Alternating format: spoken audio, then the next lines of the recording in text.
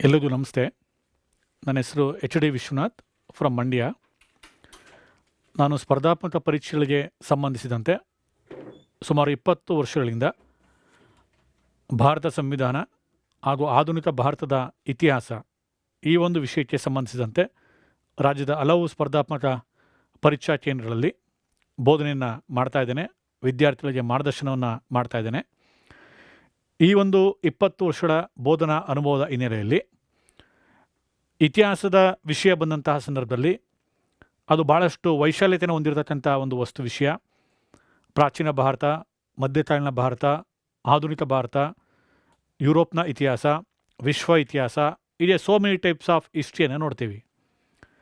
ಯಾವುದೇ ಪರೀಕ್ಷೆಯಲ್ಲಿ 10ರಿಂದ 15 ಪ್ರಶ್ನೆ, 13 ಪ್ರಶ್ನೆ ಇತಿಹಾಸ ಸಂಬಂಧಪಟ್ಟಾಗೆ ಬರುತ್ತೆ ಎಂದಾಗ ಅತಿ ಹೆಚ್ಚು ಪ್ರಶ್ನೆಗಳನ್ನು ಕೇಳುವಂತಹ ಒಂದು ಮೊದಲ ಏರಿಯಾ ಮಾಡರ್ನ್ ಇಂಡಿಯನ್ ಹಿಸ್ಟ್ರಿ, ಆಧುನಿಕ ಭಾರತದ ಇತಿಹಾಸ.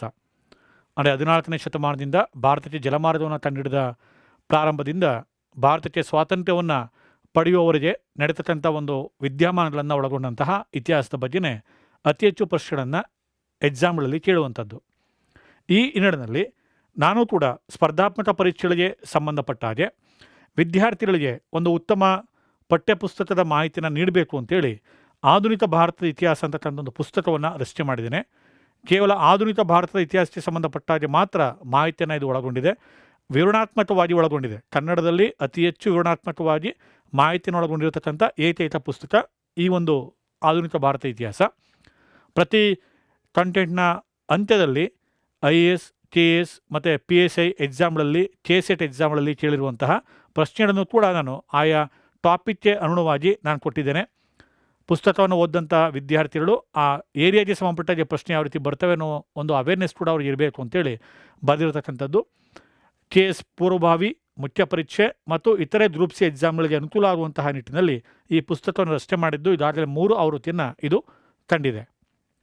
ಹಾಗೆ ಮತ್ತೊಂದು ಪ್ರಯತ್ನ ಇತಿಹಾಸ ಸಂಬಂಧಪಟ್ಟ ಹಾಗೆ ಇತಿಹಾಸದ ಪ್ರಶ್ನೋತ್ತರ ಕಣಜ. ಇದರ ವಿಶೇಷತೆ ಏನು ಅಂತಂದರೆ IAS ಪೂರ್ವಭಾವಿ ಪರೀಕ್ಷೆಯಲ್ಲಿ ಇತಿಹಾಸಕ್ಕೆ ಸಂಬಂಧಪಟ್ಟ ಹಾಗೆ ಅದು ಪ್ರಾಚೀನ ಭಾರತ ಆಗಿರ್ಬೋದು, ಮಧ್ಯಕಾಲೀನ ಭಾರತ ಆಗಿರ್ಬೋದು, ಆಧುನಿಕ ಭಾರತ ಆಗಿರ್ಬೋದು, ಈ ಇತಿಹಾಸಕ್ಕೆ ಸಂಬಂಧಪಟ್ಟ ಹಾಗೆ 1979ರಿಂದ 2025ರವರೆಗೆ ಸುಮಾರು 47 ವರ್ಷಗಳ ಪೂರ್ವಭಾವಿ ಪರೀಕ್ಷೆಯಲ್ಲಿ ಇತಿಹಾಸಕ್ಕೆ ಸಂಬಂಧಪಟ್ಟ ಹಾಗೆ ಕೇಳಿರುವಂಥ ಪ್ರಶ್ನೆಗಳನ್ನು ಪ್ರಾಚೀನ ಭಾರತ, ಮಧ್ಯಕಾಲೀನ ಭಾರತ, ಆಧುನಿಕ ಭಾರತ ಅಂತೇಳಿ ಪ್ರತ್ಯೇಕಗೊಳಿಸಿ 4 ಆಪ್ಷನ್ಗಳು ಕೂಡ ವಿವರಣಾತ್ಮಕ ಉತ್ತರವನ್ನು ಕೊಟ್ಟಿದ್ದೇನೆ. ರಾಜ್ಯದಲ್ಲೇ ಮೊಟ್ಟ ಮೊದಲ ಬಾರಿಗೆ ಈ 4 ಆಪ್ಷನ್ಗಳಿಗೆ 47 ವರ್ಷಗಳ ಪ್ರಶ್ನೆ ಪತ್ರಿಕೆಗಳಿಗೆ ಉತ್ತರ ಕೊಟ್ಟಿರೋದು ಏಕೈಕ ಪುಸ್ತಕ ಇದೊಂದೇ. ಕೇವಲ IAS ಪೂರ್ವಭಾವಿ ಪರೀಕ್ಷೆಯನ್ನು ಮಾತ್ರ ಒಳಗೊಂಡಿದೆ. ಯಾವುದೇ KS ಆಗಲಿ ಗ್ರೂಪ್ ಸಿ ಎಕ್ಸಾಮ್ ಕ್ವಶನ್ ಪೇಪರ್ನ ಇದು ಒಳಗೊಂಡಿಲ್ಲ. ಬಿಕಾಸ್ ಏನಕ್ಕೆ ಅಂದರೆ ಉನ್ನತ ಮಟ್ಟದ ಪರೀಕ್ಷೆಯಲ್ಲಿ ಕೇಳುವಂಥ ಪ್ರಶ್ನೆಗಳನ್ನೇ KS ಹಂತದಲ್ಲಿ, ಗ್ರೂಪ್ ಸಿ ಹಂತದಲ್ಲಿ ಕೇಳಬಹುದಾದ್ದರಿಂದ ಆ ಒಂದು ಮಾಹಿತಿ ನಮ್ಮ ವಿದ್ಯಾರ್ಥಿಗಳಿಗೆ ಸಿಗಬೇಕು ಅಂತೇಳಿ ಈ ಒಂದು ಪ್ರಯತ್ನವನ್ನು ಹೊಸದಾಗಿ ಮಾಡಿರ್ತಕ್ಕಂಥದ್ದು. ಇದು ಕೂಡ ಇದಾಗಲೇ 2ನೇ ಮುದ್ರಣವನ್ನು ಕಂಡಿದೆ. ಸ್ನೇಹಿತರೆ, ಈಗ ಪ್ರಸ್ತುತ ಪೊಲೀಸ್ ಕಾನ್ಸ್ಟೇಬಲ್ ಹುದ್ದೆಗಳಿಗೆ ಸಂಬಂಧಪಟ್ಟ ಹಾಗೆ ಇದೇನು ಆಗಸ್ಟ್ 2ನೇ ತಾರೀಕು ಎಕ್ಸಾಮ್ ನೋಟಿಫಿಕೇಷನ್ ಆಗಿದೆ, ಡೇಟ್ ಅನೌನ್ಸ್ ಆಗಿದೆ.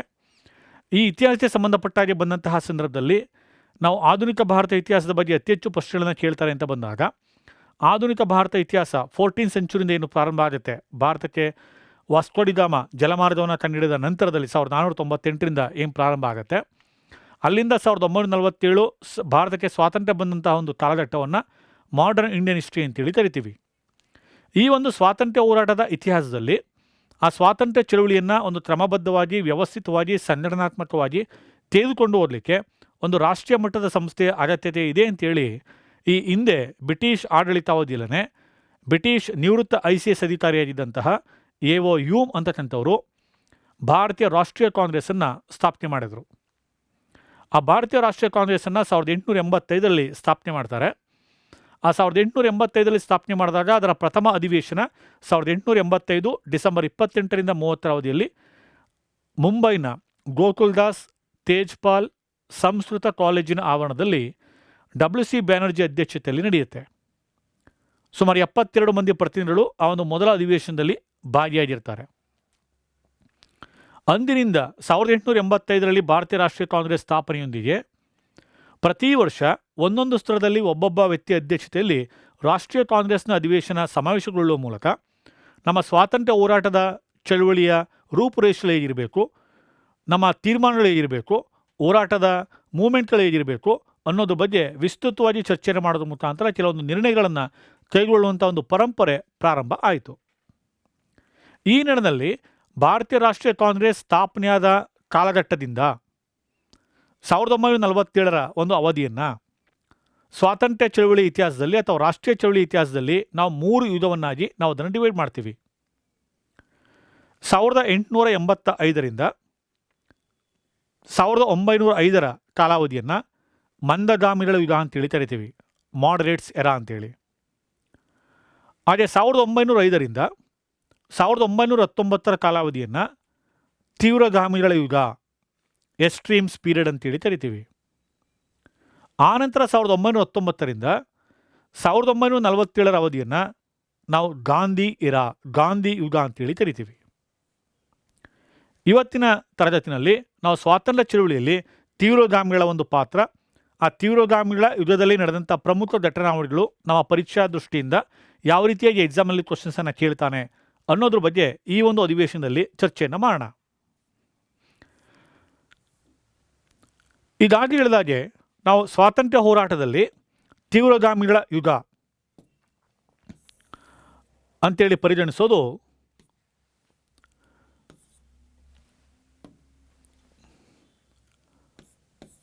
1905ರಿಂದ 1919ರ ಕಾಲಾವಧಿಯನ್ನು ತೀವ್ರಗಾಮಿಗಳ ಯುಗ ಅಂತ ಕರಿತೀವಿ. ಇಲ್ಲಿ ಅದರ ಹಿಂದಿಂದನ್ನು ನಾವು ಮಂದಗಾಮಿಗಳು ಅಂತೇಳಿ ಕರಿತೀವಿ. ಇಲ್ಲಿ ಯಾಕೆ ಮಂದಗಾಮಿಗಳು ಇದ್ದರೂ ಕೂಡ ತೀವ್ರಗಾಮಿಗಳು ಉಟ್ಕೊಂಡ್ರು? ಎಲ್ಲರ ಉದ್ದೇಶ ಭಾರತಕ್ಕೆ ಬ್ರಿಟಿಷರಿಂದ ಸ್ವಾತಂತ್ರ್ಯವನ್ನು ಕೊಡಿಸೋದೆ, ಬ್ರಿಟಿಷರ ಬಂಧದಿಂದ ದಾಸ್ಯದಿಂದ ವಿಮುಕ್ತಿಗೊಳ್ಳೋದೆ. ಆದರೆ ಎಲ್ಲರ ಒಂದು ಹೋರಾಟದ ಚಿಂತನೆಗಳು, ಹೋರಾಟದ ಮಾರ್ಗಗಳು ಡಿಫ್ರೆಂಟ್ ಆಗಿ ಇದ್ವು.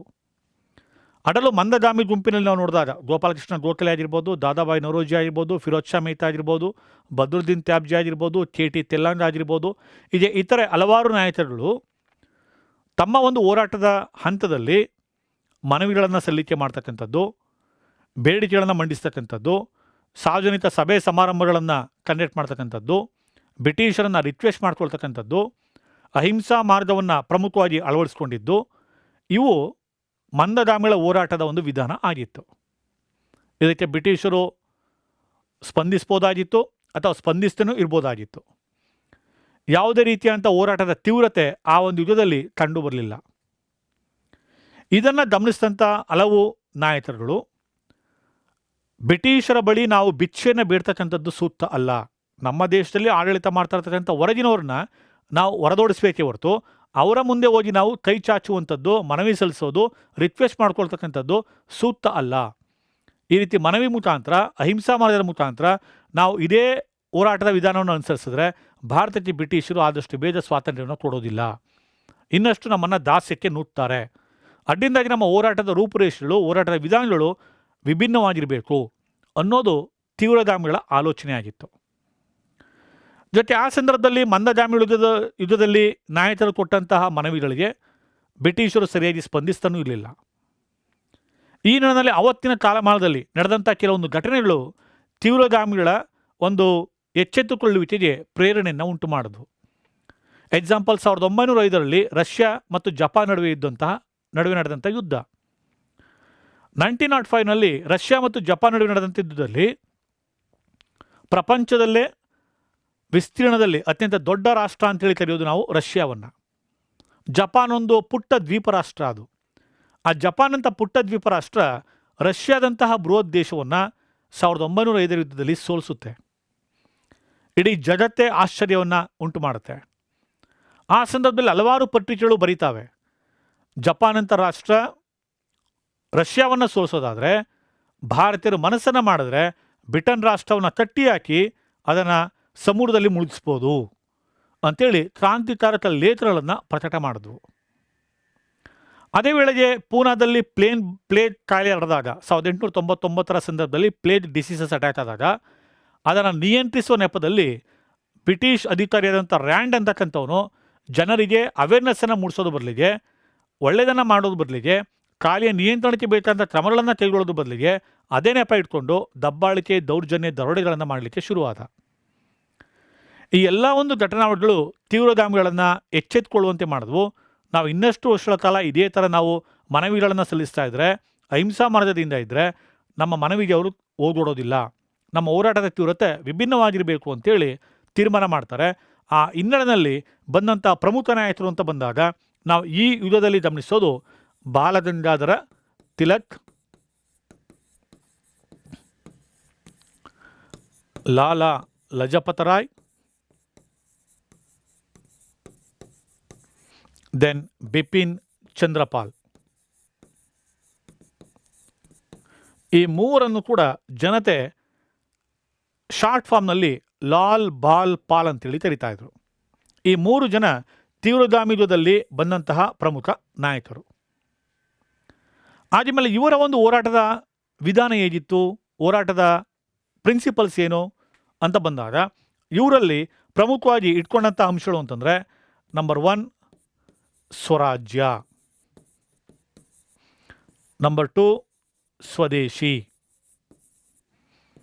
ನಂಬರ್ 3 ಬಹಿಷ್ಕಾರ, ನಂಬರ್ 4 ರಾಷ್ಟ್ರೀಯ ಶಿಕ್ಷಣ. ಇದು ಕೂಡ ಎಕ್ಸಾಮಲ್ಲಿ ಕೇಳಿದ್ದಾನೆ. ತೀವ್ರಗಾಮಿಗಳ ಹೋರಾಟದ ತಂತ್ರಗಳು ಯಾವುದು, ಅವರ ಉದ್ದೇಶಗಳು ಯಾವುದಾಗಿತ್ತು ಅಂತ ಕೇಳಿದ್ದಾನೆ. ಸ್ವರಾಜ್ಯ ಅಂದರೆ ನಮ್ಮ ಎಲ್ಲರ ಉದ್ದೇಶ ಸ್ವಾತಂತ್ರ್ಯವನ್ನು ಪಡೆಯೋದು, ಬ್ರಿಟಿಷರ ಬಂಧನದಿಂದ ವಿಮುಕ್ತಿಗೊಳ್ಳೋದು. ಸ್ವದೇಶಿ, ನಾವು ಸ್ವದೇಶಿ ವಸ್ತುಗಳನ್ನೇ ಬಳಕೆ ಮಾಡಬೇಕು, ಸ್ವದೇಶಿ ಉತ್ಪನ್ನಗಳ ಬಳಕೆಗೆ ಹೆಚ್ಚಿನ ಒತ್ತನ್ನು ಕೊಡಬೇಕು. ಬಹಿಷ್ಕಾರ, ಬಾಯ್ಕಾಟ್, ವಿದೇಶಿ ವಸ್ತುಗಳನ್ನು ನಾವು ಬಳಕೆ ಮಾಡೋದಿಲ್ಲ, ಅದನ್ನು ನಾವು ಸಂಪೂರ್ಣವಾಗಿ ಬಾಯ್ಕಾಟ್ ಮಾಡ್ತಕ್ಕಂಥದ್ದು. ದೆನ್ ರಾಷ್ಟ್ರೀಯ ಶಿಕ್ಷಣ, ಬ್ರಿಟಿಷರಿಂದ ಸ್ಥಾಪನೆ ಆಗಿರ್ತಕ್ಕಂಥ ಶಾಲಾ ಕಾಲೇಜುಗಳನ್ನು ನಾವು ಬಾಯ್ಕಾಟ್ ಮಾಡಿ ನಾವೇ ರಾಷ್ಟ್ರೀಯ ಶಾಲೆಯನ್ನು ಸ್ಥಾಪನೆ ಮಾಡಿ ನಾವೇ ಭಾರತೀಯ ಶಿಕ್ಷಣವನ್ನು ಕೊಡ್ತಕ್ಕಂಥದ್ದು. ಈ ಒಂದು ಧ್ಯೇಯವನ್ನು ಇಟ್ಕೊಂಡು ತೀವ್ರಗಾಮಿಗಳು ಸ್ವಾತಂತ್ರ್ಯದ ಹೋರಾಟದಲ್ಲಿ ತಮ್ಮ ಒಂದು ತತ್ವಗಳನ್ನು ಪಾಲನೆ ಮಾಡೋದ್ರ ಮುಖಾಂತರ ಜನಸಾಮಾನ್ಯರಲ್ಲಿ ಜಾಗೃತಿಯನ್ನು ಮೂಡಿಸ್ತಕ್ಕಂಥ ಒಂದು ಚಳುವಳಿಗೆ ಕರೆಯನ್ನು ಕೊಡ್ತಾರೆ.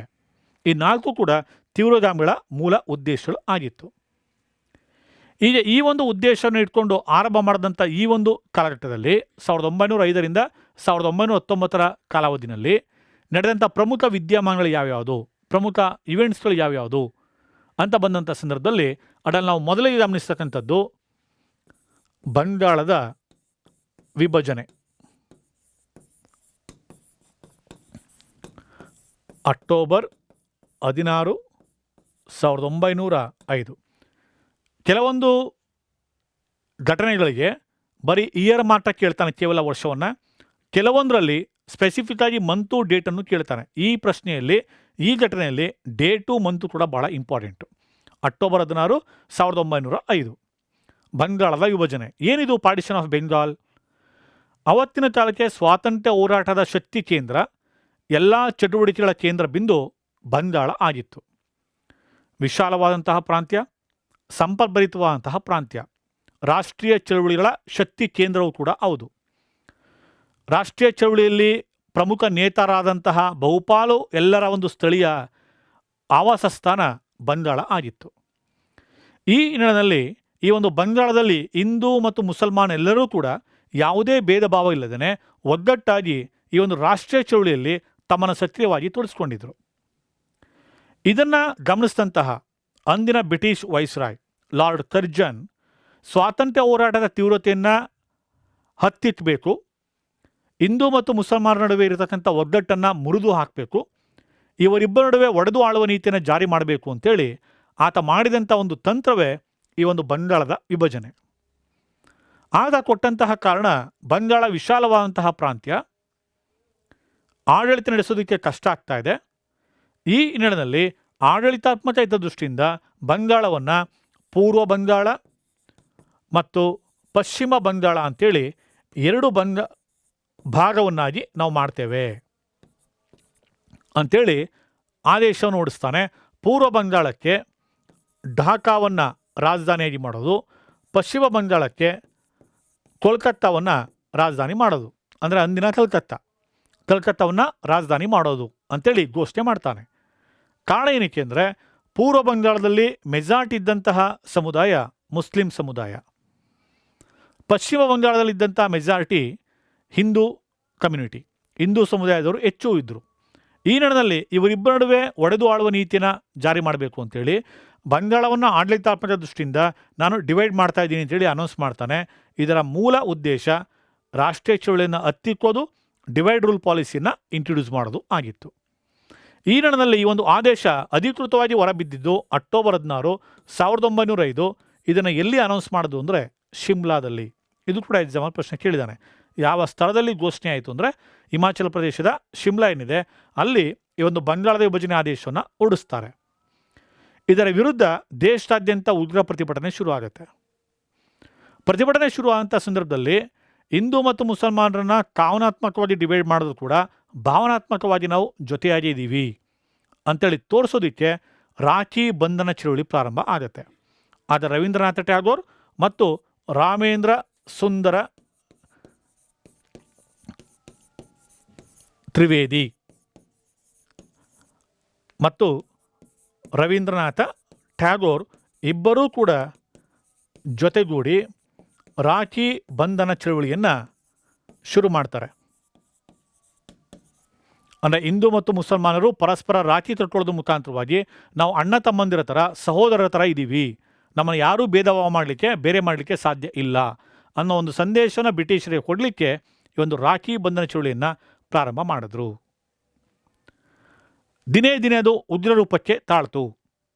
ಯಾವಾಗ ಚಳವಳಿ ತೀವ್ರತೆಯನ್ನು ಪಡ್ಕೊಳ್ತೋ ಆ ಸಂದರ್ಭದಲ್ಲಿ ಅಂತಿಮವಾಗಿ ಬ್ರಿಟಿಷ್ ಸರ್ಕಾರ ಮಣಿಯುತ್ತೆ. 1911ರಲ್ಲಿ ಬಂಗಾಳದ ವಿಭಜನೆ ಆದೇಶವನ್ನು ಹಿಂಪಡಿತಾರೆ. 1911ರಲ್ಲಿ ಅಂದಿನ ಬ್ರಿಟಿಷ್ ವೈಸ್ರಾಯ್ 2ನೇ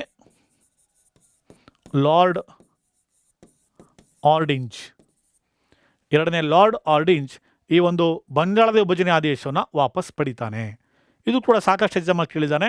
ಇದೇ ವರ್ಷ ಇನ್ನೊಂದು ಘಟನೆಯೂ ಕೂಡ ಪ್ರಮುಖ ಸಾಕ್ಷಿಯಾಯಿತು. ಏನು ಅಂತಂದರೆ ಭಾರತದ ಬ್ರಿಟಿಷರ ರಾಜಧಾನಿ ಕಲ್ಕತ್ತಾದಿಂದ ದೆಹಲಿಗೆ ವರ್ಗಾವಣೆ ಆಗುತ್ತೆ. ಅದು ಕೇಳಿದ್ದಾನೆ. Capital city shifted from Calcutta to Delhi. ಯಾರ ಆಡಳಿತಾವಧಿಯಲ್ಲಿ ಆಯಿತು ಅಂದರೆ ಅಂದಿನ ಬ್ರಿಟಿಷ್ ವೈಸ್ರಾಯ್ 2ನೇ ಲಾರ್ಡ್ ಆರ್ಡಿಂಜ್ನ ಆಡಳಿತಾವಧಿಯಲ್ಲಿ 1911ರಲ್ಲಿ ರಾಜಧಾನಿ ಕಲ್ಕತ್ತಾದಿಂದ ದೆಹಲಿಗೆ ವರ್ಗಾವಣೆ ಆಗುತ್ತೆ. ಇದು ಬಂಗಾಳದ ವಿಭಜನೆಗೆ ಸಂಬಂಧಿಸಿದ್ದು. ಇನ್ನು ಮತ್ತೊಂದು ಮುಂದಿನ ಘಟನಾವಳಿ ನೋಡಿದಾಗ ಸ್ವದೇಶಿ ಚಳುವಳಿ. ಆಗಸ್ಟ್ 17, 1906 ಸ್ವದೇಶಿ ಮೂವ್ಮೆಂಟ್. ಈ ಒಂದು ಸ್ವದೇಶಿ ಚಳುವಳಿ ದಾದಿರದಾಗೆ ಸ್ವದೇಶಿ ವಸ್ತುಗಳ ಬಳಕೆ ಬಗ್ಗೆ ಜನರಲ್ಲಿ ಜಾಗೃತಿಯನ್ನು ಮೂಡಿಸೋದಕ್ಕೆ, ಸ್ವದೇಶಿ ವಸ್ತುಗಳ ಉತ್ಪನ್ನಗಳ ಬಳಕೆಯನ್ನು ಮತ್ತು ಉತ್ಪಾದನೆ ಹೆಚ್ಚು ಮಾಡಲಿಕ್ಕೆ ಕರೆ ಕೊಡ್ತಾರೆ. ವಿದೇಶಿ ವಸ್ತುಗಳನ್ನು ಪಬ್ಲಿಕ್ ಪ್ಲೇಸಲ್ಲಿ ಬರ್ನ್ ಮಾಡ್ತಾರೆ, ಸುಟ್ಟು ಹಾಕ್ತಾರೆ. ವಿದೇಶದಿಂದ ಆಮದು ಮಾಡ್ಕೊಳ್ತಿದ್ದಂಥ ಹತ್ತಿ ಆಗಿರ್ಬೋದು, ಇತರೆ ಬಟ್ಟೆಯ ಕಚ್ಚಾ ವಸ್ತುಗಳಾಗಿರ್ಬೋದು ಅಥವಾ ಇನ್ನಿತರ ಪದಾರ್ಥಗಳಾಗಿರ್ಬೋದು, ಅವೆಲ್ಲವನ್ನೂ ಕೂಡ ಕಡಿಮೆ ಮಾಡ್ತಾ ಹೋಗ್ತಾರೆ. ಈ ನಿಟ್ಟಿನಲ್ಲಿ ಬ್ರಿಟನ್ನಿಂದ ಆಮದಾಗ್ತಿದ್ದಂತಹ ವಸ್ತುಗಳ ಪ್ರಮಾಣ ದಿನೇ ದಿನೇ ಕುಸಿತ ಆಗುತ್ತೆ. ಇದು ಬ್ರಿಟಿಷರ ಆರ್ಥಿಕ ವ್ಯವಸ್ಥೆ ಮೇಲೆ ಪರಿಣಾಮವನ್ನು ಬೀರುತ್ತೆ. ಈ ಸಂದರ್ಭದಲ್ಲಿ ಸ್ವದೇಶಿ ಚಳವಳಿ ತೀವ್ರತೆ ಎಷ್ಟು ಮಟ್ಟಿಗೆ ಇತ್ತು ಅಂದರೆ ಸಮಾಜದ ಪ್ರತಿಯೊಂದು ವರ್ಗದ ಜನತೆಯು ಕೂಡ ಇದಕ್ಕೆ ಸ್ಪಂದಿಸಿದ್ರು. ಬೂಟ್ ಪಾಲಿಷ್ ಮಾಡ್ತಕ್ಕಂಥ ಚಮ್ಮಾರ ಬ್ರಿಟಿಷರ ಯಾವುದೇ ಶೂಗಳನ್ನು ಪಾಲಿಷ್ ಮಾಡೋದಿಲ್ಲ. ಬಟ್ಟೆನ ವಾಶ್ ಮಾಡ್ತಕ್ಕಂಥ ಡೋಬಿಗಳು ಬ್ರಿಟಿಷರ ವಸ್ತುಗಳನ್ನು ವಾಶ್ ಮಾಡೋದಿಲ್ಲ. ಒಂದು 6 ವರ್ಷದ ಮಗು ತಾನು ಅನಾರೋಗ್ಯ ಪೀಡಿತವಾಗಿ ಸಾವಿನ ಅಂಚಿನಲ್ಲಿದ್ದರೂ ಕೂಡ ಬ್ರಿಟಿಷ್ ಮೆಡಿಸಿನನ್ನು ತೆಗೆದುಕೊಳ್ಳೋದಿಲ್ಲ. ಅದೇ ಬ್ರಿಟನ್ನಿಂದ ಆಮದು ಮಾಡಿಕೊಂಡಂತಹ ಸಕ್ಕರೆನಾಗಲಿ ಅಥವಾ ಇನ್ನಿತರ ದಿನಬಳಕೆ ವಸ್ತುಗಳನ್ನಾಗಲಿ ನಾವು ದಿನನಿತ್ಯದ ಅಡುಗೆ ಮನೆಯಲ್ಲಿ ನಾವು ಬಳಕೆ ಮಾಡೋದಿಲ್ಲ. ಅದೇ ಪೌರೋಹಿತ್ಯ ಮಾಡ್ತಕ್ಕಂಥವ್ರು ಕೂಡ ಬ್ರಿಟನ್ನಿಂದ ಆಮದಾಗ್ತಕ್ಕಂಥ ವಸ್ತುಗಳನ್ನು ನಾವು ಪೌರೋಹಿತ್ಯದಲ್ಲಿ ಬಳಸೋದಿಲ್ಲ. ಈಗ ಪ್ರತಿಯೊಂದು ವರ್ಗವೂ ಕೂಡ ಅದನ್ನು ಆಪೋಸ್ ಮಾಡ್ತಾ ಬಂತು. ಇದರಿಂದಾಗಿ ಬ್ರಿಟಿಷರ ಆರ್ಥಿಕ ವ್ಯವಸ್ಥೆ ಮೇಲೆ ತೀವ್ರವಾದಂಥ ಒಂದು ಪರಿಣಾಮ ಉಂಟಾಯಿತು. ಇದೇ ಸಂದರ್ಭದಲ್ಲಿ ಈ ಒಂದು ಚಳುವಳಿಯನ್ನು ಪ್ರಾರಂಭ ಆಯಿತು.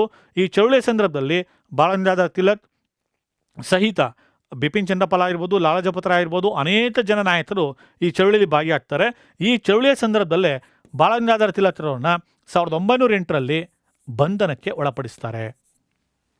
1908ರಲ್ಲಿ ಬಂಧನಕ್ಕೆ ಒಳಪಡಿಸಿ ಬರ್ಮಾದ ಮಾಂಡೇಲಾ ಸೆರೆಮನೆಯಲ್ಲಿ ಅವರನ್ನು ಇಡ್ತಾರೆ. ಇದು ಕೂಡ ಹಲವಾರು ಎಕ್ಸಾಮಲ್ಲಿ ಪ್ರಶ್ನೆಯನ್ನು ಕೇಳಿದ್ದಾನೆ. ತಿಲಕ್ರವ್ರನ್ನ ಈ ಕೆಳಗಿನ ಯಾವ ಸೆರೆಮನೆಯಲ್ಲಿ ಬಂಧಿಸಿಡಲಾಯಿತು ಅಂತ ಬಂದಾಗ ಬರ್ಮಾದ ಮಾಂಡೇಲಾ ಸೆರೆಮನೆಯಲ್ಲಿ.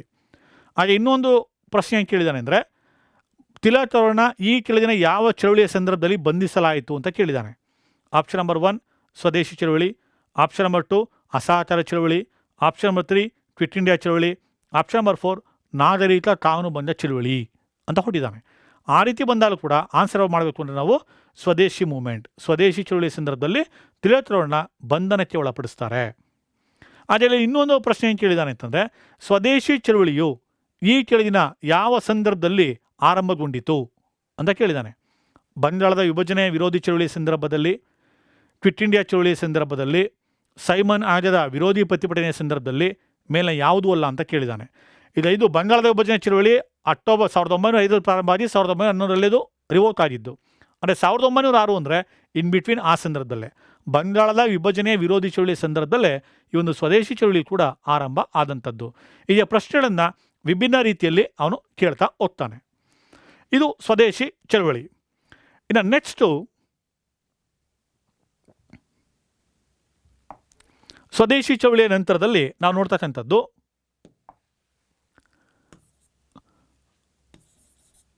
ಸ್ವರಾಜ್ಯ ಘೋಷಣೆ. 1906 ಏನಿದು ಸ್ವರಾಜ್ ಡಿಕ್ಲರೇಷನ್? ಸಾಕಷ್ಟು ಎಕ್ಸಾಮಲ್ಲಿ ಕೇಳಿದ್ದಾನೆ. ಸ್ವರಾಜ್ಯ ಘೋಷಣೆಯನ್ನು ಓಡಿಸ್ತವ್ರು ಯಾರು, ಯಾವ ಅಧಿವೇಶನದಲ್ಲಿ ಓಡಿಸಿದ್ರು ಅಂತೇಳಿ ಕೇಳಿದ್ದಾನೆ. ಅಖಿಲ ಭಾರತ ರಾಷ್ಟ್ರೀಯ ಕಾಂಗ್ರೆಸ್ನ ಅಧಿವೇಶನ ಪ್ರತಿ ವರ್ಷ ಒಂದೊಂದು ಸ್ಥಳದಲ್ಲಿ ನಡ್ಕೊಂಡು ಬರ್ತಾಯಿತ್ತು. ಹಾಗೆ 1906ರಲ್ಲಿ ಕಲ್ಕತ್ತಾದಲ್ಲಿ ನಡೆಯೋದು ಅಂತೇಳಿ ತೀರ್ಮಾನ ಆಯಿತು. ಈ ಒಂದು ಕಲ್ಕತ್ತಾದಲ್ಲಿ INC ಅಧಿವೇಶನ ಪ್ರಾರಂಭ ಆಗೋದು ಅಂತೇಳಿ ತೀರ್ಮಾನ ಆದಮೇಲೆ ಅಷ್ಟೊತ್ತಿಗಾಗಲೇ ಈ ರಾಷ್ಟ್ರೀಯ ಚಳುವಳಿಯ ಒಂದು ಹೋರಾಟದ ವಿಧಾನದ ಬಗ್ಗೆ ನಾಯಕರ ನಡುವೆ ಅಸಮಾಧಾನ ಇತ್ತು. ಇದೇನೋ ಮಂದಗಾಮಿ ತೀವ್ರಗಾಮಿ ಅಂತ ಇದೀವಲ್ಲ, ಅಸಮಾಧಾನ ಇತ್ತು.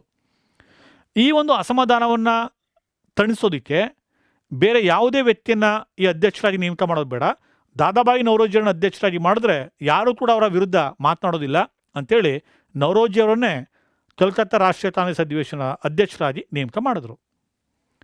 ಕಲ್ಕತ್ತಾದಲ್ಲಿ ಅವರ ಅಧ್ಯಕ್ಷತೆಯಲ್ಲಿ ನಡೆಯಿತು. ಈ ಸಂದರ್ಭದಲ್ಲಿ ಈ ಮಂದಗಾಮಿ ಮತ್ತು ತೀವ್ರಗಾಮಿಯ ಒಂದು ಬಿಕ್ಕಟ್ಟಿನಿಂದ ಕಾಂಗ್ರೆಸ್ ಎಲ್ಲಿ ಇಬ್ಬಾಗ ಆಗೋಗುತ್ತೆ ಅನ್ನೋ ಭಯದಿಂದ ದಾದಾಬಾಯಿ ನವರೋಜಿ ಏನು ಮಾಡ್ತಾರೆ, ಈ ಒಂದು ಅಧಿವೇಶನದಲ್ಲಿ ಸ್ವರಾಜ್ಯ ಘೋಷಣೆಯನ್ನು ಹೊರಡಿಸ್ತಾರೆ. ಅಂದರೆ ಭಾರತೀಯ ರಾಷ್ಟ್ರೀಯ ಕಾಂಗ್ರೆಸ್ನ ಏಕಮೇವ ಉದ್ದೇಶ ಏನು ಅಂತಂದರೆ ಸ್ವರಾಜ್ಯವನ್ನು ಪಡೆಯೋದು, ಮೀನ್ಸ್ ಸ್ವಾತಂತ್ರ್ಯವನ್ನು ಪಡೆಯೋದೇ ನಮ್ಮೆಲ್ಲರ ಏಕಮೇವ ಉದ್ದೇಶ. ಅದಕ್ಕೆ ತಾವೆಲ್ಲರ ಬೆಂಬಲ ಕೊಡಬೇಕು ಅಂತೇಳಿ ಅಧಿವೇಶನದಲ್ಲಿ ಕರೆಯನ್ನು ಕೊಡ್ತಾರೆ. ಆ ಮೂಲಕವಾಗಿ ರಾಷ್ಟ್ರೀಯ ಕಾಂಗ್ರೆಸ್ನ ಭಿನ್ನಾಭಿಪ್ರಾಯವನ್ನು ತಣಿಸುವ ಒಂದು ಪ್ರಯತ್ನವನ್ನು ಮಾಡಿದ್ರು. ಇನ್ನು ಇದೇ ಒಂದು ಕಾಲಘಟ್ಟದಲ್ಲಿ ಮತ್ತೊಂದು ನಡೆದಂಥ ವಿದ್ಯಮಾನ ಏನು ಅಂತಂದರೆ 1906 ಡಿಸೆಂಬರ್ 30 ಮುಸ್ಲಿಂ ಲೀಗ್ ಸ್ಥಾಪನೆ.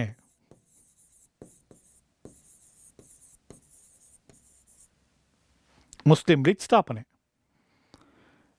ಈಗೇನು ಬಂಗಾಳದ ವಿಭಜನೆಯ ಸಂದರ್ಭದಲ್ಲೇ ಹಿಂದೂ ಮತ್ತು ಮುಸಲ್ಮಾನ ನಡುವೆ ಒಡೆದು ಆಳುವ ನೀತಿಯನ್ನು ಜಾರಿ ಮಾಡಲಿಕ್ಕೆ ಬ್ರಿಟಿಷರು ಮುಂದಾಗಿದ್ದರು. ಈ ಸಂದರ್ಭದಲ್ಲಿ ಕೆಲವು ಮುಸಲ್ಮಾನರು ಬ್ರಿಟಿಷರನ್ನು ಬೆಂಬಲಿಸೋದ್ರ ಮುಖಾಂತರವಾಗಿ ತಮ್ಮ ಮುಸ್ಲಿಂ ಸಮುದಾಯಕ್ಕೆ ಬೇಕಾದಂತಹ ಕೆಲವೊಂದು ಬೇಡಿಕೆಗಳನ್ನು ಈಡೇರಿಸ್ಕೊಳ್ಳೋದಕ್ಕೆ ಬ್ರಿಟಿಷರನ್ನು ಭೇಟಿ ಮಾಡೋದ್ರ ಮುಖಾಂತರ ಆ ಮೂಲಕವಾಗಿ ತಮ್ಮ ಸಮುದಾಯಕ್ಕೆ ಬೇಕಾದಂಥ ಅನುಕೂಲವನ್ನು ಪಡ್ಕೊಳ್ಳುವಂಥ ಪ್ರಯತ್ನವನ್ನು ಆರಂಭ ಮಾಡಿದ್ರು. ಈ ನಿಟ್ಟಿನಲ್ಲಿ ಮುಸ್ಲಿಂ ಮುಖಂಡನಾದಂಥ ಆಗಾ ಖಾನ್ ನೇತೃತ್ವದಲ್ಲಿ ಬ್ರಿಟಿಷ್ ವೈಸ್ರಾಯ್ ಲಾರ್ಡ್ ಕರ್ಜನ್ನ ಭೇಟಿ ಮಾಡಿ ತಮ್ಮ ಮುಸಲ್ಮಾನ ಸಮುದಾಯಕ್ಕೆ ಹೆಚ್ಚಿನ ಒಂದು ಅವಕಾಶವನ್ನು ಕಲ್ಪಿಸಿಕೊಡಬೇಕು ಅನ್ನೋ ಒಂದು ಬೇಡಿಕೆಯನ್ನು ಇಡ್ತಾನೆ. ಈ ನಿಟ್ಟಿನಲ್ಲಿ ಅದಕ್ಕೆ ಅವನು ಸಕಾರಾತ್ಮಕವಾಗಿ ಸ್ಪಂದಿಸಿದ್ರಿಂದ ಈತ ಈ ಮುಸ್ಲಿಂ ಲೀಗ್ ಸ್ಥಾಪನೆಗೆ ಮುಂದಾಗ್ತಾರೆ. ಈ ನಿಟ್ಟಿನಲ್ಲಿ ಡಿಸೆಂಬರ್ 30, 1906ರಲ್ಲಿ ಸಲೀಂ ಉಲ್ಲಾ ಖಾನ್ ನೇತೃತ್ವದಲ್ಲಿ ಮುಸ್ಲಿಂ ಲೀಗ್ ಸ್ಥಾಪನೆ ಆಗುತ್ತೆ. ಇದು ಇಯರು ಕೇಳಿದಾನೆ, ಮಂತು ಕೇಳಿದಾನೆ, ಡೇಟು ಕೇಳಿದಾನೆ, ಅದು ಎಲ್ಲಿ ಸ್ಥಾಪನೆ ಆಯಿತು ಅಂತಲೂ ಕೂಡ ಕೇಳಿದಾನೆ. ಮುಸ್ಲಿಂ ಲೀಗ್ ಸ್ಥಾಪನೆ ಆಗಿದ್ದು ಎಲ್ಲಿ ಅಂದರೆ ಢಾಕಾದಲ್ಲಿ. ಸಲೀಂ ಉಲ್ಲಾ ಖಾನ್ ನೇತೃತ್ವದಲ್ಲಿ ಇದು ಸ್ಥಾಪನೆ ಆಯಿತು. ಸ್ಥಾಪನೆ ಆದಮೇಲೆ ಇದು ತನ್ನ ಮುಸ್ಲಿಂ ಸಮುದಾಯಕ್ಕೆ ಬೇಕಾದಂತಹ ಅನುಕೂಲಗಳನ್ನು ಪಡ್ಕೊಳ್ಳಿಕ್ಕೆ, ಅವರ ಒಂದು ಬೇಡಿಕೆಗಳೇನಿದ್ದಾವೆ ಅದನ್ನು ಸಿದ್ಧಪಡಿಸೋದಕ್ಕೆ ಪ್ರಾರಂಭ ಮಾಡ್ತು. ಈ ನಿಟ್ಟಿನಲ್ಲಿ ಹಿಂದೂ ಮತ್ತು ಮುಸಲ್ಮಾನರ ಒಂದು ಸಂಸ್ಕೃತಿಯನ್ನು, ಅವರ ಜೀವನ ಶೈಲಿಯನ್ನು ಗಮನಿಸಿದಾಗ ಅವರ ಜೀವನ ಶೈಲಿ, ಇವರ ಜೀವನ ಶೈಲಿ, ಸಂಸ್ಕೃತಿ, ಧರ್ಮ, ಆಚರಣೆಗಳು, ಉಡುಪುಗಳು ಇವೆಲ್ಲವೂ ಕೂಡ ವಿಭಿನ್ನವಾಗಿದ್ದಾವೆ.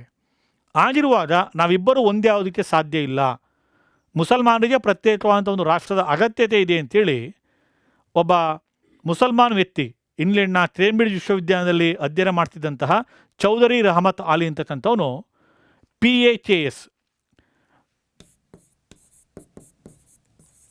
ಅಂದರೆ P means Punjab, A means Afghan, K means Kashmir, S means Sindh, ಈ 4 ಪ್ರದೇಶಗಳನ್ನು ಒಗ್ಗೂಡಿಸಿ ಪ್ರತ್ಯೇಕ ಪಾಕಿಸ್ತಾನವನ್ನು ರಚನೆ ಮಾಡಬೇಕು ಅಂಥೇಳಿ ಚೌಧರಿ ರಹಮತ್ ಆಲಿ ಅಂತಕ್ಕಂಥವನು ಮೊಟ್ಟ ಮೊದಲ ಬಾರಿಗೆ ಪಾಕಿಸ್ತಾನ ಅಂತಕ್ಕಂಥ ಒಂದು ಪದವನ್ನು ಪ್ರಯೋಗ ಮಾಡ್ತಾನೆ 1933. ಇದು ಕೇಳಿದಾನೆ ಎಕ್ಸಾಮಲ್ಲಿ. ಪಾಕಿಸ್ತಾನ ಎಂಬ ಪರಿಕಲ್ಪನೆಯನ್ನು ಮೊಟ್ಟ ಮೊದಲ ಬಾರಿಗೆ ಬಳಸ್ತವ್ರು ಯಾರು, ಪದವನ್ನು ಬಳಕೆ ಮಾಡಿದವರು ಯಾರು ಅಂದರೆ ಚೌಧರಿ ರಹಮತ್ ಆಲಿ. ಪಂಜಾಬ್, ಆಫ್ಘನ್, ಕಾಶ್ಮೀರ ಮತ್ತು ಸಿಂಧ್ ಈ ಒಂದು ಪ್ರದೇಶಗಳನ್ನು ಒಗ್ಗೂಡಿಸಿ ಮುಸಲ್ಮಾನರಿಗೆ ಪ್ರತ್ಯೇಕವಾದಂಥ ರಾಷ್ಟ್ರವನ್ನು ರಚನೆ ಮಾಡಬೇಕು ಅಂತೇಳಿ ಈತ ಅನೌನ್ಸ್ ಮಾಡ್ತಾನೆ. ಆ ಮೂಲಕವಾಗಿ INCಯಿಂದ ಮುಸಲ್ಮಾನರು ಸ್ವಲ್ಪ ಅಂತರವನ್ನು ಕಾಯ್ದುಕೊಳ್ಳಿಕ್ಕೆ ಪ್ರಾರಂಭ ಮಾಡ್ತಾರೆ. ಪರೋಕ್ಷವಾಗಿ ಬ್ರಿಟಿಷರ ನೀತಿಗಳನ್ನು ಬೆಂಬಲಿಸೋದಕ್ಕೆ ಮುಂದಾಗ್ತಾರೆ. ಇನ್ನು ಇದಾದ ನಂತರ 1907 ಸೂರತ್ ಕಾಂಗ್ರೆಸ್ ಅಧಿವೇಶನ. ಪ್ರತಿ ವರ್ಷ ಒಂದೊಂದು ಸ್ಥಳದಲ್ಲಿ INC ಅಧಿವೇಶನ ನಡೀತಿದ್ದಾಗೆ 1907ರಲ್ಲಿ ಸೂರತ್ನಲ್ಲಿ ನಡೆಯುತ್ತೆ. ಈ ಹಿಂದಿನ 1906ರ ಕಲ್ಕತ್ತಾ ಅಧಿವೇಶನದಲ್ಲೇ ಭಿನ್ನಾಭಿಪ್ರಾಯಗಳು ಕಾಣಿಸ್ಕೊಂಡಿತ್ತು. ಮುಂದಿನ ಅಧಿವೇಶನವನ್ನು ನಾಗಪುರದಲ್ಲಿ ಮಾಡಬೇಕು ಅಂತ ತೀರ್ಮಾನ ಮಾಡಿದರು. ಆದರೆ ನಾಗಪುರದಲ್ಲಿ ತೀವ್ರಗಾಮಿಗಳ ಸಂಖ್ಯೆ ಜಾಸ್ತಿ ಇತ್ತು, ಅವರ ಒಂದು ಬೆಂಬಲಿಗರು. ಅದರಾಗಿ ಅಲ್ಲಿ ಮಾಡಿದ್ರೆ ಗಲಾಟೆ ಆಗ್ಬೋದು ಅಂತೇಳಿ ಮಂದಗಾಮಿಗಳು ಜಾಸ್ತಿ ಇರ್ತಕ್ಕಂತಹ ಸೂರತ್ಗೆ ಸ್ಥಳವನ್ನು ಬದಲಾವಣೆ ಮಾಡಿದ್ರು. ಆದರೆ ಸೂರತ್ತು ಅಂತೇಳಿ ಫಿಕ್ಸ್ ಆಯಿತು. ಇಲ್ಲಿ ಬಂದಂಥ ಸಮಸ್ಯೆ ಅಧ್ಯಕ್ಷತೆ ಯಾರು ವಹಿಸಬೇಕು. ಈ ಒಂದು ಅಧ್ಯಕ್ಷತೆ ವಿಷಯಕ್ಕೆ 2 ಗುಂಪುಗಳ ನಡುವೆ ಭಿನ್ನಾಭಿಪ್ರಾಯ ಶುರು ಆಯಿತು. ಮಂದಗಾಮಿಗಳ ಗುಂಪಿನಲ್ಲಿ ರಾಸ್ ಬಿಹಾರಿ ಘೋಷ್ರವರನ್ನು ಅಧ್ಯಕ್ಷರಾಗಿ ಮಾಡಬೇಕು ಅಂತ, ತೀವ್ರಗಾಮಿಗಳ ಗುಂಪಿನಲ್ಲಿ ಲಾಲಾ ಲಜಪತ್ ರಾಯರನ್ನು ಅಧ್ಯಕ್ಷರಾಗಿ ನೇಮಕ ಮಾಡಬೇಕು ಅಂತ. ಅಂತಿಮವಾಗಿ ಹಿರಿಯರ ಒಂದು ಮಧ್ಯಸ್ಥಿತಿನಲ್ಲಿ ರಾಸ್ ಬಿಹಾರಿ ಘೋಷ್ರವರನ್ನೇ ಅಧ್ಯಕ್ಷರಾಗಿ ನೇಮಕ ಮಾಡೋದು.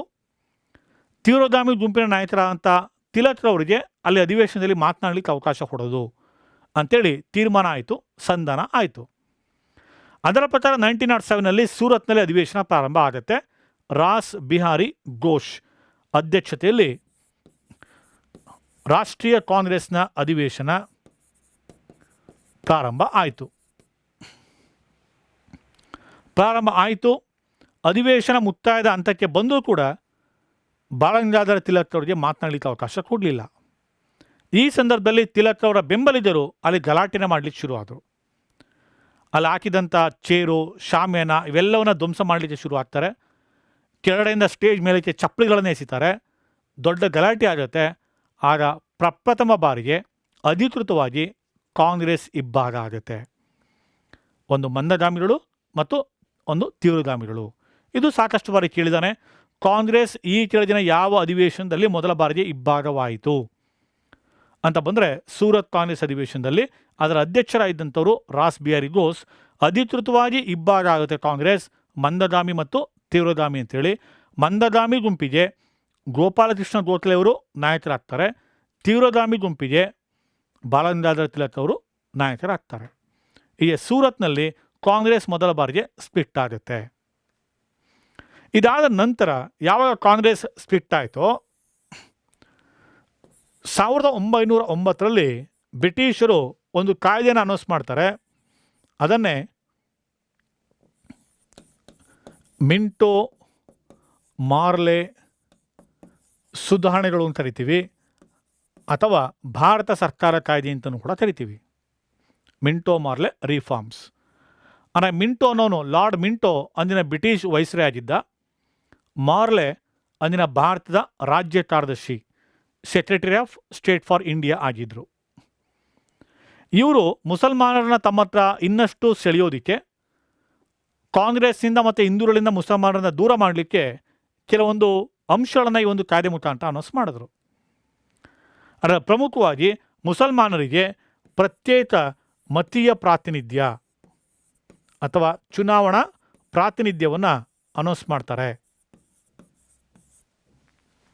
ಅಂದರೆ ಮುಸಲ್ಮಾನರಿಗೆ ಕೆಲವೊಂದು ಕ್ಷೇತ್ರಗಳನ್ನು ನಿಗದಿ ಮಾಡೋದು, ಅಲ್ಲಿ ಕೇವಲ ಮುಸಲ್ಮಾನರು ಮಾತ್ರ ಸ್ಪರ್ಧೆ ಮಾಡಬೇಕು, ಮುಸಲ್ಮಾನರೇ ವೋಟ್ ಮಾಡಬೇಕು, ಬೇರೆ ಅದರ ಕಮ್ಯುನಿಟಿಗೆ ಅವಕಾಶ ಇಲ್ಲ ಅಂಥೇಳಿ ತಮ್ಮತ್ತ ಸೆಳೆಯೋದಕ್ಕೆ ಮುಸಲ್ಮಾನರನ್ನ ಈ ಒಂದು ತಂತ್ರವನ್ನು ಅನುಸರಿಸ್ತಾರೆ. ಆನಂತರ ಇದೇ ಒಂದು ಪ್ರತ್ಯೇಕ ಪ್ರಾತಿನಿಧ್ಯವನ್ನು ಜಮೀನ್ದಾರರಿಗೆ, ಚೇಂಬರ್ ಆಫ್ ಕಾಮರ್ಸ್ ಮತ್ತು ವಿಶ್ವವಿದ್ಯಾನಿಲಯಗಳು ಕೂಡ ಅದನ್ನು ವಿಸ್ತರಣೆ ಮಾಡ್ತಾರೆ. ಹಾಗೆ ಅವತ್ತಿನ ಕಾಲಕ್ಕೆ ವೈಸ್ರಾಯ್ ಮತ್ತು ಪ್ರಾಂತ್ಯಗಳ ಗವರ್ನರ್ನ ಕಾರ್ಯಕಾರಿ ಮಂಡಳಿ ಏನಿದೆ, ಆ ಕಾರ್ಯಕಾರಿ ಮಂಡಳಿಯಲ್ಲಿ ಭಾರತೀಯ ಪ್ರತಿನಿಧಿಗಳಿಗೆ ಅವಕಾಶ ಇರಲಿಲ್ಲ. ಅರೆ for the first time viceroy ಹಾಗೂ ಪ್ರಾಂತ್ಯಗಳ ಗವರ್ನರ್ಗಳ ನೇತೃತ್ವದ ಎಕ್ಸಿಕ್ಯೂಟಿವ್ ಕೌನ್ಸಿಲ್ನಲ್ಲಿ ಭಾರತೀಯರಿಗೆ ಪ್ರಾತಿನಿಧ್ಯ ಕೊಡ್ತಾರೆ. ಆ ಮೂಲಕವಾಗಿ ವೈಸ್ರಾಯ್ ನೇತೃತ್ವದ ಕಾರ್ಯಕಾರಿ ಮಂಡಳಿಗೆ ನೇಮಕಗೊಂಡ ಮೊದಲ ಭಾರತೀಯ ಪ್ರತಿನಿಧಿ ಯಾರು ಅಂದರೆ ಸತ್ಯೇಂದ್ರ ಪ್ರಸಾದ್ ಸಿನ್ಹಾ. ಇದು ಕೇಳಿದಾನೆ. SP ಸಿನ್ಹಾ ಅಂತ ಕರಿತೀವಿ. ಅವರ ಪೂರ್ಣ ಹೆಸರು ಸತ್ಯೇಂದ್ರ ಪ್ರಸಾದ್ ಸಿನ್ಹಾ. ವೈಸ್ರಾಯ್ ಕಾರ್ಯಕಾರಿ ಮಂಡಳಿಗೆ ನೇಮಕಗೊಂಡ ಮೊದಲ ಭಾರತೀಯ ಪ್ರತಿನಿಧಿ. ಈಗ ಈ ಒಂದು ಕಾಯ್ದೆಯಲ್ಲಿ ಮುಸಲ್ಮಾನರಿಗೆ ಪ್ರತ್ಯೇಕ ಮತೀಯ ಪ್ರಾತಿನಿಧ್ಯವನ್ನು ಏನು ಕೊಟ್ಟರು ಅದನ್ನು ರಾಷ್ಟ್ರೀಯ ಕಾಂಗ್ರೆಸ್ ಆಪೋಸ್ ಮಾಡುತ್ತೆ. ಧರ್ಮದ ಆಧಾರದ ಮೇಲೆ ನಮ್ಮನ್ನು ವಿಭಜನೆ ಮಾಡ್ತಾ ಇದ್ದೀರಿ, ಒಡೆದು ಆಳುವ ತಂತ್ರವನ್ನು ಅನುಸರಿಸ್ತಾ ಇದ್ದೀರಿ, ಇದನ್ನು ಕೂಡಲೇ ವಾಪಸ್ ತೆಗೆದುಕೋಬೇಕು ಅಂತೇಳಿ ಅದನ್ನು ತೀವ್ರವಾಗಿ ಕಾಂಗ್ರೆಸ್ ಖಂಡಿಸುತ್ತೆ. ಆದರೆ ಬ್ರಿಟಿಷರು ಅದನ್ನು ವಾಪಸ್ ತೆಗೆದುಕೊಳ್ಳೋದಿಲ್ಲ. ಈಗಿರುವಂತಹ ಸಂದರ್ಭದಲ್ಲೇ 1914ರಲ್ಲಿ ಮೊದಲ ಮಹಾಯುದ್ಧ ಪ್ರಾರಂಭ ಆಗುತ್ತೆ. 1914ರಿಂದ 1918 ಮೊದಲ ಮಹಾಯುದ್ಧ ನಡೆದ ಕಾಲಾವಧಿ. ಈ ಒಂದು ಫಸ್ಟ್ ವರ್ಲ್ಡ್ ವಾರ್ನಲ್ಲಿ ಜಪಾನ್, ಜರ್ಮನಿ, ಇಟಲಿ, ಟರ್ಕಿ ಎಲ್ಲ ಒಂದು ಕಡೆ, ಹಾಗೆ ಬ್ರಿಟನ್, ಫ್ರಾನ್ಸ್, ರಷ್ಯಾ, ಅಮೇರಿಕಾ ಇವೆಲ್ಲವೂ ಒಂದು ಕಡೆ. ಈ ನಡೆದಲ್ಲಿ ಮೊದಲ ಮಹಾಯುದ್ಧ ಆರಂಭಗೊಂಡಂತಹ ಸಂದರ್ಭದಲ್ಲಿ ಭಾರತ ಬ್ರಿಟನ್ ದೇಶವನ್ನು ಬೆಂಬಲಿಸುತ್ತೆ. ಭಾರತೀಯ ಸೈನಿಕರು ಕೂಡ ಬ್ರಿಟಿಷರ ಪರವಾಗಿ ಯುದ್ಧದಲ್ಲಿ ಭಾಗಿಯಾಗಿ ಹೋರಾಟದಲ್ಲಿ ಮುಂದಾಗ್ತಾರೆ. ಈಗಿರುವ ಸಂದರ್ಭದಲ್ಲಿ ಬ್ರಿಟನ್ನ ವಿರೋಧಿ ಬಣದಲ್ಲಿದ್ದಂಥ ಟರ್ಕಿ ರಾಷ್ಟ್ರ ಸೋಲುತ್ತೆ. ಸೋತಂತಹ ಟರ್ಕಿಯನ್ನು ಬ್ರಿಟನ್ ವಿಭಾಗ ಮಾಡುತ್ತೆ ದೇಶವನ್ನು. ಹಾಗೆ ಟರ್ಕಿಯ ಸುಲ್ತಾನಿಗಿದ್ದಂಥ ಖಲೀಫಾ ಅನ್ನೋ ಬಿರುದನ್ನು ಕೂಡ ಅದು ರದ್ದುಗೊಳಿಸುತ್ತೆ. ಯಾವಾಗ ಟರ್ಕಿಯ ಸುಲ್ತಾನಿಗಿದ್ದ ಖಲೀಫಾ ಅನ್ನೋ ಬಿರುದನ್ನು ರದ್ದುಗೊಳಿಸ್ತು, ಟರ್ಕಿ ರಾಷ್ಟ್ರವನ್ನು ಇಬ್ಬಾಗ ಮಾಡ್ತು, ಎರಡು ಭಾಗವಾಗಿ ವಿಭಜನೆ ಮಾಡ್ತು. ಇದನ್ನು ಪ್ರಪಂಚದ ಇಸ್ಲಾಮಿಕ್ ಸಮುದಾಯ ತೀವ್ರವಾಗಿ ಖಂಡಿಸುತ್ತೆ. ಕಾರಣ, ಪ್ರಪಂಚದ ಎಲ್ಲ ಮುಸ್ಲಿಂ ರಾಷ್ಟ್ರಗಳು ಕೂಡ, ಇಸ್ಲಾಮಿಕ್ ರಾಷ್ಟ್ರಗಳು ಕೂಡ ಟರ್ಕಿಯ ಸುಲ್ತಾನನ್ನು ತಮ್ಮ ಪರಮೋಚ್ಚ ನಾಯಕ ಅಂತೇಳಿ ಅಂಗೀಕರಿಸಿದ್ವು, ಖಲೀಫಾ ಅಂತೇಳಿ ಕರಿತಾ ಇದ್ವು. ಆ ಖಲೀಫಾ ಅನ್ನೋ ಬಿರುದನ್ನು ರದ್ದು ಮಾಡಿದ್ದು, ಹಾಗೆ ಟರ್ಕಿಯನ್ನು ವಿಭಜನೆ ಮಾಡಿದ್ದು ಎಲ್ಲ ಇಸ್ಲಾಮಿಕ್ ಕಂಟ್ರಿಗಳು ಕೂಡ ಬ್ರಿಟಿಷರ ಒಂದು ನಡೆಯನ್ನು ವಿರೋಧಿಸ್ತವೆ. ಭಾರತೀಯ ಮುಸಲ್ಮಾನರು ಕೂಡ ಬ್ರಿಟಿಷರ ಒಂದು ನಡೆಯನ್ನು ವಿರೋಧಿಸ್ತಾರೆ. ಅಲ್ಲಿಯವರೆಗೆ INCಯಿಂದ ಅಂತರ ಕಾಯ್ದುಕೊಂಡು ಬ್ರಿಟಿಷರನ್ನ ಪರೋಕ್ಷವಾಗಿ ಬೆಂಬಲಿಸಿದಂಥ ಭಾರತೀಯ ಮುಸ್ಲಿಂ ಲೀಗ್, ಭಾರತದ ಮುಸಲ್ಮಾನರು ಕೂಡ ಈ ಒಂದು ಮೊದಲ ಮಹಾಯುದ್ಧದಲ್ಲಿ ಬ್ರಿಟನ್ ನಡ್ಕೊಂಡಂಥ ನೀತಿಯನ್ನು ವಿರೋಧಿಸಿ ಅವರು ಬ್ರಿಟಿಷರ ವಿರುದ್ಧ ಬಂಡಾಯವನ್ನು ಹೇಳ್ತಾರೆ, ಅದನ್ನು ಪ್ರತಿಭಟನೆಯನ್ನು ಮಾಡ್ತಾರೆ ಅವರ ನಿರ್ಧಾರದ ವಿರುದ್ಧವಾಗಿ. ಈ ಸಂದರ್ಭದಲ್ಲಿ ಅಷ್ಟೊತ್ತಿಗೆ 1906ರಲ್ಲಿ ಪ್ರಾರಂಭಗೊಂಡಂತಹ ಸ್ವದೇಶಿ ಚಳುವಳಿ ಏನಿದೆ, ಆ ಸ್ವದೇಶಿ ಚಳುವಳಿಯಲ್ಲಿ ಬಂಧನಕ್ಕೆ ಒಳಗಾಗಿದ್ದಂಥ ಬಾಲಗಂಗಾಧರ ತಿಲಕ್ ಅವರು 1914ಕ್ಕೆ ಅವರು ಬಿಡುಗಡೆ ಆಗ್ತಾರೆ. 14ಕ್ಕೆ ಬಿಡುಗಡೆ ಆದಂಥ ಸಂದರ್ಭದಲ್ಲಿ ಅವರ ಬೆಂಬಲಿಗರಿಗೆ ಬಹಳ ಖುಷಿಯಾಗುತ್ತೆ.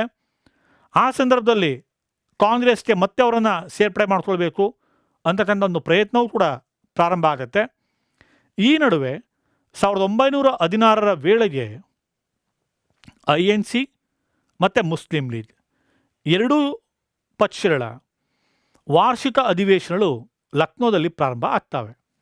1916ರಲ್ಲಿ ಲಕ್ನೋದಲ್ಲಿ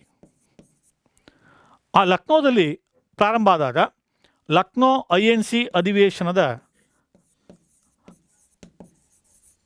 ಅಧ್ಯಕ್ಷತೆಯನ್ನು ವಹಿಸಿದ್ದವರು AC ಮಜುಮ್ದಾರ್. ಇದು ಕೂಡ ಕೇಳಿದ್ದಾನೆ ಎಕ್ಸಾಮಲ್ಲಿ.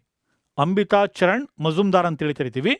ಈ ಅಂಬಿಕಾ ಚರಣ್ ಮಜುಮ್ದಾರ್ 1916 ಲಕ್ನೋ ಅಧಿವೇಶನದ ಅಧ್ಯಕ್ಷತೆಯನ್ನು ವಹಿಸಿದರು. ಈ ಸಂದರ್ಭದಲ್ಲಿ ಸೂರತ್ ಅಧಿವೇಶನದಲ್ಲಿ ಕಾಂಗ್ರೆಸ್ ಇಬ್ಬಾಗಾಗಿತ್ತಲ್ಲ, ಮಂದಗಾಮಿ ಮತ್ತು ತೀವ್ರಗಾಮಿ ಅಂತೇಳಿ. ಆ ಮಂದಗಾಮಿ ಮತ್ತು ತೀವ್ರಗಾಮಿ ಇಬ್ಬರೂ ಕೂಡ ಒಗ್ಗೂಡ್ತಾರೆ ಈ ಒಂದು ಲಕ್ನೋ ಅಧಿವೇಶನದಲ್ಲಿ. ಮಂದಗಾಮಿ ಮತ್ತು ತೀವ್ರಗಾಮಿಗಳು ಒಗ್ಗೂಡಿದ INC ಅಧಿವೇಶನ ಯಾವುದು ಅಂದರೆ ಲಕ್ನೋ ಅಧಿವೇಶನ ಅಂತೇಳಿ ಕರಿತೀವಿ. ಆಗ ಒಂದಾಗ್ತಾರೆ. ಜೊತೆಗೆ ಈಗಾಗಲೇ ರಾಷ್ಟ್ರೀಯ ಕಾಂಗ್ರೆಸ್ನಿಂದ ಅಂತರ ಕಾಯ್ದುಕೊಂಡಿದ್ದಂಥ ಮುಸ್ಲಿಂ ಲೀಗ್ ಮೊದಲ ಮಹಾಯುದ್ಧದಲ್ಲಿ ಟರ್ಕಿಗೆ ಬ್ರಿಟಿಷರು ಮಾಡಿದಂಥ ಅಪಮಾನದ ವಿರುದ್ಧ ಮತ್ತೆ INC ಜೊತೆ ಕೈ ಜೋಡಿಸುತ್ತೆ. ಟರ್ಕಿಯ ಸುಲ್ತಾನಗಿದ್ದಂಥ ಖಲೀಫಾನ ಬಿರುದನ್ನು ಮರುಸ್ಥಾಪನೆ ಮಾಡಬೇಕು, ಇದಕ್ಕೆ ನಮಗೆ ಬೆಂಬಲ ಬೇಕು, ನಿಮ್ಮ ಬೆಂಬಲ ಬೇಕು ಅಂತೇಳಿ ಸಹಕಾರವನ್ನು ಕೊಡ್ತಾರೆ. ಈ ನಿಟ್ಟಿನಲ್ಲಿ INC ಮತ್ತು ಮುಸ್ಲಿಂ ಲೀಗ್ ನಡುವೆ 1916ರಲ್ಲಿ ಒಂದು ಒಪ್ಪಂದ ಆಗುತ್ತೆ. ಅದನ್ನೇ ಲಕ್ನೋ ಒಪ್ಪಂದ ಅಂತೇಳಿ ಕರಿತೀವಿ. INC versus Muslim league. ಇದು ಎಕ್ಸಾಮಲ್ಲಿ ಕೇಳಿದಾನೆ. ಲಕ್ನೋ ಒಪ್ಪಂದ ಈ ಕೆಳಗಿನ ಯಾರ ನಡುವೆ ಏರ್ಪಟ್ಟಿತು ಅಂತ ಬಂದಾಗ INC ಮತ್ತು ಮುಸ್ಲಿಂ ಲೀಗ್ ನಡುವೆ ಈ ಒಂದು ಲಕ್ನೋ ಒಪ್ಪಂದ ಏರ್ಪಡುತ್ತೆ. 1916ರಲ್ಲಿ ಕಾಂಗ್ರೆಸ್ನ ಹೋರಾಟಕ್ಕೆ ಮುಸ್ಲಿಂ ಲೀಗ್ ಬೆಂಬಲ ಕೊಡೋದು, ಮುಸ್ಲಿಂ ಲೀಗ್ನ ಹೋರಾಟಕ್ಕೆ ಕಾಂಗ್ರೆಸ್ ಬೆಂಬಲ ಕೊಡೋದು ಅಂತೇಳಿ ಪರಸ್ಪರ ಇಬ್ಬರೂ ಕೂಡ ಸಹಮತವನ್ನು ವ್ಯಕ್ತಪಡಿಸೋದ್ರ ಮುಖಾಂತರವಾಗಿ ಒಪ್ಪಂದಕ್ಕೆ ಸಹಿಯನ್ನು ಮಾಡ್ತಾರೆ. ಇದು ಲಕ್ನೋ ಒಪ್ಪಂದದ ವಿಶೇಷತೆ. ಇದಾದ ನಂತರದಲ್ಲೇ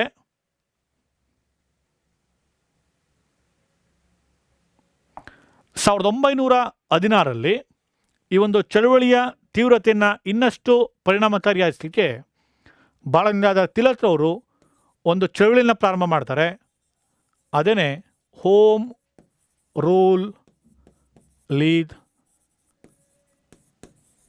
ಚಳವಳಿ, ಹೋಮ್ ರೂಲ್ ಲೀಗ್ ಮೂವ್ಮೆಂಟ್. ಇದು ಬಾಲಗಂಗಾಧರ ತಿಲಕ್ ಮತ್ತು ಆನಿ ಬೆಸೆಂಟ್ ಇಬ್ಬರೂ ಕೂಡ ಸೇರಿ ಇದನ್ನು ಪ್ರಾರಂಭ ಮಾಡಿದ್ದು. ಇದರ ಉದ್ದೇಶ ಏನು? ಇದು ಕೂಡ ಎಕ್ಸಾಮಲ್ಲಿ ಕೇಳಿದ್ದಾನೆ. ಸ್ವಯಂ ಆಡಳಿತ ಅಥವಾ ಸ್ವಯಂ ಸರ್ಕಾರ, ಸೆಲ್ಫ್ ಗವರ್ನಮೆಂಟ್. ಅಂದರೆ ಸ್ವಯಂ ಸರ್ಕಾರ, ಭಾರತೀಯರಿಂದಲೇ ರಚಿತವಾದಂತಹ ಸರ್ಕಾರವನ್ನು ರಚನೆ ಮಾಡೋದೇ ಇದರ ಮೂಲ ಉದ್ದೇಶ ಆಗಿತ್ತು. ಸ್ವಯಂ ಆಡಳಿತ ಅಥವಾ ಸ್ವಯಂ ಸರ್ಕಾರ ಸ್ಥಾಪನೆಯೇ ಓಮ್ ರೂಲ್ ಲೀಗ್ ಚಳವಳಿಯ ಉದ್ದೇಶ ಆಗಿತ್ತು. ಈ ನಿಟ್ಟಿನಲ್ಲಿ 1916 ಏಪ್ರಿಲ್ 23ರಂದು ತಿಲಕ್ ಅವರು ಪೂನಾದಲ್ಲಿ ಈ ಚಳವಳಿಗೆ ಕರೆ ಕೊಡ್ತಾರೆ. ಅದೇ 1916 ಸೆಪ್ಟೆಂಬರ್ 17ರಂದು ಆನಿ ಬೆಸೆಂಟ್ ಅವರು ಮದ್ರಾಸ್ ಬಳಿಯ ಅಡಿಯಾರ್ನಲ್ಲಿ ಆನಿ ಬೆಸೆಂಟ್ ಈ ಒಂದು ಚಳವಳಿಗೆ ಕರೆಯನ್ನು ಕೊಡ್ತಾರೆ. ಈ ನಿಟ್ಟಿನಲ್ಲಿ ಈ ಓಮ್ ರೂಲ್ ಲೀಗ್ ಚಳವಳಿಯ ಉದ್ದೇಶದ ಬಗ್ಗೆ ದೇಶದಾದ್ಯಂತ ಪ್ರಚಾರವನ್ನು ಮಾಡ್ತಾ ಬಂದರು. ತಿಲಕ್ ಅವರು 1916 ಮೇ ತಿಂಗಳಿನಲ್ಲಿ ನಮ್ಮ ಕರ್ನಾಟಕದ ಬೆಳಗಾಂಗೂ ಕೂಡ ಆಗಮಿಸಿ ಓಮ್ ರೂಲ್ ಲೀಗ್ ಚಳವಳಿಯ ಉದ್ದೇಶವನ್ನು ತಿಳಿಸ್ತಾರೆ. ಈ ನಿಟ್ಟಿನಲ್ಲಿ ಅವತ್ತಿಗೆ ಧಾರವಾಡದಲ್ಲಿ ಓಮ್ ರೂಲ್ ಲೀಗ್ ಶಾಖೆ ಪ್ರಾರಂಭ ಆಗುತ್ತೆ. ಅಂದು ಕರ್ನಾಟಕದ ಸಿಂಹ ಅಂತೇಳಿ ಕರೆತಿದ್ದಂತಹ ಗಂಗಾಧರರಾವ್ ದೇಶಪಾಂಡೆರವರು ಧಾರವಾಡದಲ್ಲಿ ಓಮ್ ರೂಲ್ ಲೀಗ್ ಶಾಖೆಯನ್ನು ಪ್ರಾರಂಭ ಮಾಡ್ತಾರೆ. ಗಂಗಾಧರರಾವ್ ದೇಶಪಾಂಡೆ, ಲಯನ್ ಆಫ್ ಕರ್ನಾಟಕ ಅಂತೇಳಿ ಅವ್ರಿಗಿದ್ದಂಥ ಒಂದು ಅನ್ವರ್ತನಾಮ. ಅವರು ಧಾರವಾಡದಲ್ಲಿ ಈ ಓಮ್ ರೂಲ್ ಲೀಗ್ ಶಾಖೆಯನ್ನು ಪ್ರಾರಂಭ ಮಾಡ್ತಾರೆ. ದೇಶದಾದ್ಯಂತ ಇದರ ಶಾಖೆಗಳು ಪ್ರಾರಂಭ ಆಗ್ತವೆ. ಹಾಗೆ ಬ್ರಿಟನ್, ಅಮೆರಿಕ ಪ್ರವಾಸವನ್ನು ಮಾಡೋದ್ರ ಮುಖಾಂತರ ಅಲ್ಲಿಯೂ ಕೂಡ ಈ ಒಂದು ಓಮ್ ಲೀಗ್ ಶಾಖೆಗಳು ಪ್ರಾರಂಭ ಆಗ್ತವೆ. ಇದರ ಮೂಲ ಉದ್ದೇಶ ಭಾರತೀಯರಿಂದಲೇ ರಚಿತವಾದಂಥ ಒಂದು ಸರ್ಕಾರವನ್ನು ಭಾರತದಲ್ಲಿ ಸ್ಥಾಪನೆ ಮಾಡೋದು ಇದರ ಮೂಲ ಉದ್ದೇಶ ಆಗಿತ್ತು. ಇದಕ್ಕೆ ಬಹುಪಾಲು ಎಲ್ಲರೂ ಕೂಡ ಅಭೂತಪೂರ್ವ ಅಂತ ಒಂದು ಬೆಂಬಲ ಸಿಗುತ್ತೆ. ಚಳವಳಿ ಯಶಸ್ವಿನೂ ಕೂಡ ಆಗುತ್ತೆ. ಇದರ ಒಂದು ತತ್ವವನ್ನು, ಚಳವಳಿಯ ತತ್ವವನ್ನು ಸಾರೋದಕ್ಕೆ, ಪ್ರಚಾರ ಮಾಡೋದಕ್ಕೆ ಆನಿ ಬೆಸೆಂಟ್ ಅವರು ಕಾಮನ್ ವೀಲ್ ಅನ್ನೋ ಪತ್ರಿಕೆಯನ್ನು ಕೂಡ ಪ್ರಾರಂಭ ಮಾಡ್ತಾರೆ. ಇದು ಕೂಡ ಕೇಳಿದ್ದಾನೆ. ಯಾವ ಚಳವಳಿಯ ಸಂದರ್ಭದಲ್ಲಿ ಈ ಒಂದು ಪತ್ರಿಕೆ ಪ್ರಾರಂಭ ಆಯಿತು ಅಂದರೆ ಹೋಮ್ ರೂಲ್ ಲೀಗ್ ಚಳವಳಿಯ ಸಂದರ್ಭದಲ್ಲಿ ಆನಿ ಬೆಸೆಂಟ್ ಅವರು ಕಾಮನ್ ವೀಲ್ ಅಂತಕ್ಕಂಥ ಒಂದು ಪತ್ರಿಕೆಯನ್ನು ಕೂಡ ಪ್ರಾರಂಭ ಮಾಡಿದ್ರು. ಇನ್ನು ಆನಂತರ 1918ಕ್ಕೆ ಮೊದಲ ಮಹಾಯುದ್ಧ ಅಂತ್ಯ ಆಗುತ್ತೆ. ಆನಂತರ 1919ರಲ್ಲಿ ವರ್ಸೇಲ್ಸ್ ಒಪ್ಪಂದ, ವರ್ಸೇಲ್ಸ್ ಅರಮನೆಯಲ್ಲಿ ಈ ಒಂದು ಒಪ್ಪಂದ ಆಗಿದ್ದರಿಂದಾಗಿ ವರ್ಸೇಲ್ಸ್ ಒಪ್ಪಂದ ಅಂತ ಕರಿತೀವಿ. ವರ್ಸೇಲ್ಸ್ ಒಪ್ಪಂದದೊಂದಿಗೆ 1919ರಲ್ಲಿ ಮೊದಲ ಮಹಾಯುದ್ಧ ಅಂತ್ಯ ಆಗುತ್ತೆ. ಮುಂದೆ ಪ್ರಪಂಚದಲ್ಲಿ ಎರಡನೇ ಮಹಾಯುದ್ಧ ಸಂಭವಿಸಬಾರ್ದು ಅಂತೇಳಿ ಜಾಗತಿಕ ಮಟ್ಟದಲ್ಲಿ ಒಂದು ಅಂತಾರಾಷ್ಟ್ರೀಯ ಸಂಘಟನೆಯನ್ನು ಸ್ಥಾಪನೆ ಮಾಡ್ತಾರೆ. ಅದನ್ನೇ ಲೀಗ್ ಆಫ್ ನೇಷನ್ಸ್ ಅಂತೇಳಿ 1920ರಲ್ಲಿ ರಾಷ್ಟ್ರಗಳ ಸಂಘ ಅಂತೇಳಿ ಸ್ಥಾಪನೆ ಆಗುತ್ತೆ. ಜಿನಿವಾದಲ್ಲಿ ಅದರ ಕೇಂದ್ರ ಕಚೇರಿ ಇರುತ್ತೆ. ಇದು ಜಗತ್ತಿನ ಮೊಟ್ಟ ಮೊದಲ ಅಂತಾರಾಷ್ಟ್ರೀಯ ಸಂಘಟನೆ ಅಂತೇಳಿ ಕರಿತೀವಿ. ಆದರೆ ಆ ನಂತರದಲ್ಲಿ ಅದು ಕೂಡ ಫೇಲ್ಯೂರ್ ಆಗುತ್ತೆ. ಬಟ್ ಮೊದಲ ಮಹಾಯುದ್ಧದ ನಂತರ ಸ್ಥಾಪನೆಯಾದಂಥ ಮೊದಲ ಜಾಗತಿಕ ಸಂಘಟನೆ ಲೀಗ್ ಆಫ್ ನೇಷನ್ಸ್ ಅಥವಾ ರಾಷ್ಟ್ರಗಳ ಸಂಘ. ಇನ್ನು ಈ ಒಂದು 19ರಲ್ಲಿ ಬ್ರಿಟನ್ ನೇತೃತ್ವದ ಪಡೆಗೆ ಜಯ ಸಿಕ್ತು. ಯುದ್ಧದಲ್ಲಿ ಗೆದ್ದಂತಹ ಬ್ರಿಟನ್ ಮೊದಲ ಮಹಾಯುದ್ಧದಲ್ಲಿ ಭಾರತ ನಮಗೆ ಬೆಂಬಲ ಕೊಟ್ಟಿದೆ, ಭಾರತೀಯ ಸೈನಿಕರು ನಮ್ಮ ಪರವಾಗಿ ಹೋರಾಟವನ್ನು ಮಾಡಿದ್ದಾರೆ, ನಮಗೆ ಜಯ ಸಿಕ್ಕಿರೋದ್ರಿಂದ ಇದಕ್ಕೆ ಪ್ರತಿಫಲವಾಗಿ ಭಾರತೀಯರಿಗೆ ಏನಾದರೂ ಒಂದು ಕೊಡುಗೆಯನ್ನು ಕೊಡಬೇಕು, ಕಾಂಟ್ರಿಬ್ಯೂಷನ್ನ ಕೊಡಬೇಕು ಅಂಥೇಳಿ ಒಂದು ಕಾಯ್ದೆಯನ್ನು ಅನೌನ್ಸ್ ಮಾಡ್ತಾರೆ. ಆ ಕಾಯ್ದೆಯೇ 1919ರ ಭಾರತ ಸರ್ಕಾರ ಕಾಯ್ದೆ ಅಥವಾ ಮಾಂಟೆಗೋ ಚೆಲ್ಮ್ಸ್ಫೋರ್ಡ್ ಸುಧಾರಣೆಗಳು, ಮಾಂಟೆಗೋ ಚೆಲ್ಮ್ಸ್ಫೋರ್ಡ್ ರಿಫಾರ್ಮ್ಸ್ ಅಂತೇಳಿ ಕರಿತೀವಿ. ಇಲ್ಲಿ ಚೆಲ್ಮ್ಸ್ಫೋರ್ಡ್ ಅಂತಕ್ಕಂಥವ್ರು ಅಂದಿನ ಬ್ರಿಟಿಷ್ ವೈಸ್ರಾಯ್ ಆಗಿದ್ದರು. ಮಾಂಟೆಗೋ ಭಾರತ ರಾಜ್ಯ ಕಾರ್ಯದರ್ಶಿ ಆಗಿದ್ದರು. ಈ ನಿಟ್ಟಿನಲ್ಲಿ ಇವರು ಘೋಷಣೆ ಮಾಡೋದನ್ನು ಮಾಂಟೆಗೋ ಚೆಲ್ಮ್ಸ್ಫೋರ್ಡ್ ಸುಧಾರಣೆಗಳು ಅಂತ ಕರಿತೀವಿ ಅಥವಾ ಭಾರತ ಸರ್ಕಾರ ಕಾಯ್ದೆ ಅಂತ ಕೂಡ ಇದನ್ನು ನಾವು ಕರಿತೇವೆ. ಈ ಒಂದು ಕಾಯ್ದೆಯಲ್ಲಿ ಕೊಟ್ಟಂಥ ಪ್ರಮುಖ ಮುಖ್ಯಾಂಶಗಳೇನು ಅಂತ ಬಂದಾಗ ಕೇಂದ್ರದಲ್ಲಿ ದ್ವಿಸದನ ಶಾಸಕಾಂಗ ವ್ಯವಸ್ಥೆ,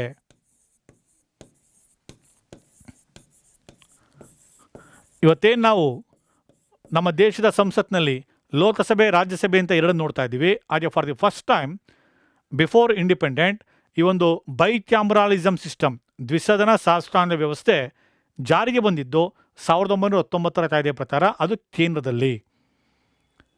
ಇವತ್ತಿನ ಲೋಕಸಭೆನ ಅವತ್ತು ಲೆಜಿಸ್ಲೇಟಿವ್ ಅಸೆಂಬ್ಲಿ ಅಂತ ಕರೀತಾ ಇದ್ರು. ಇವತ್ತಿನ ರಾಜ್ಯಸಭೆನ ಅವತ್ತಿಗೆ ಕೌನ್ಸಿಲ್ ಆಫ್ ಸ್ಟೇಟ್, ರಾಜ್ಯಗಳ ಮಂಡಳಿ ಅಂತೇಳಿ ಕರೀತಾ ಇದ್ರು. ಇದು ಮೊಟ್ಟ ಮೊದಲ ಬಾರಿಗೆ ಬಂದಿದ್ದು. ಹಾಗೆ ಪ್ರಾಂತ್ಯಗಳಲ್ಲಿ ಇವತ್ತಿನ ರಾಜ್ಯವನ್ನು ಅವತ್ತು ಪ್ರಾಂತ್ಯ ಅಂತ ಕರೀತಾ ಇದ್ರು. ಪ್ರಾಂತ್ಯಗಳಲ್ಲಿ ದ್ವಿ ಸರ್ಕಾರ ಅಥವಾ ದ್ವಿಪ್ರಭುತ್ವ ಅಥವಾ ಡಯಾರ್ಕಿ ವ್ಯವಸ್ಥೆ ಜಾರಿಯಾಯಿತು. ಇದು ಕೂಡ ಹಲವಾರು ಎಕ್ಸಾಮ್ ಕೇಳಿದ್ದಾನೆ. ಪ್ರಾಂತ್ಯಗಳಲ್ಲಿ ದ್ವಿಪ್ರಭುತ್ವ, ದ್ವಿ ಆಡಳಿತ ಅಥವಾ ಡಯಾರ್ಕಿ ಅಂದರೆ ಪ್ರಾಂತ್ಯದ ಸಂಪೂರ್ಣ ಆಡಳಿತವನ್ನು ಎರಡು ಭಾಗವಾಗಿ ಮಾಡೋದು. ಟೋಟಲ್ ನಮ್ಮ ರಾಜ್ಯ ಸರ್ಕಾರದ ಎಷ್ಟು ವಿಷಯ, ಒಂದು 30 ಸಬ್ಜೆಕ್ಟ್ ಬರ್ತವೆ ಅಂದರೆ ಒಂದು 20, 30, 15, 15 ಈ ಥರ ಡಿವೈಡ್ ಮಾಡಿಬಿಡೋದು. ಅದನ್ನು ಅವತ್ತಿಗೆ ಏನೇನು ಕರಿತಾ ಇದ್ರು ಅಂದರೆ, ಒಂದನ್ನು ರಿಸರ್ವ್ಡ್ ಸಬ್ಜೆಕ್ಟ್ಸ್, ಮೀಸಲು ವಿಷಯಗಳು ಅಂತ ಕರಿತಾಯಿದ್ರು. ಮತ್ತೊಂದನ್ನು ಟ್ರಾನ್ಸ್ಫರ್ಡ್ ಸಬ್ಜೆಕ್ಟ್ಸ್, ವರ್ಗಾಯಿಸಲ್ಪಟ್ಟ ವಿಷಯಗಳು ಅಂತೇಳಿ ಕರಿತಾಯಿದ್ರು. ಹೀಗೆ ಒಂದೇ ಆಡಳಿತ ವ್ಯವಸ್ಥೆಯನ್ನು ಎರಡು ಭಾಗವಾಗಿ ಮಾಡೋದನ್ನು ದ್ವಿ ಆಡಳಿತ, ದ್ವಿ ಸರ್ಕಾರ ಅಥವಾ ಡಯಾರ್ಕಿ ಅಂತ ಕರಿತೀವಿ. ಇದು ಎಲ್ಲಿ ಜಾರಿ ಆಯಿತು ಅಂದರೆ ಪ್ರಾಂತ್ಯಗಳಲ್ಲಿ ಜಾರಿಯಾಯಿತು.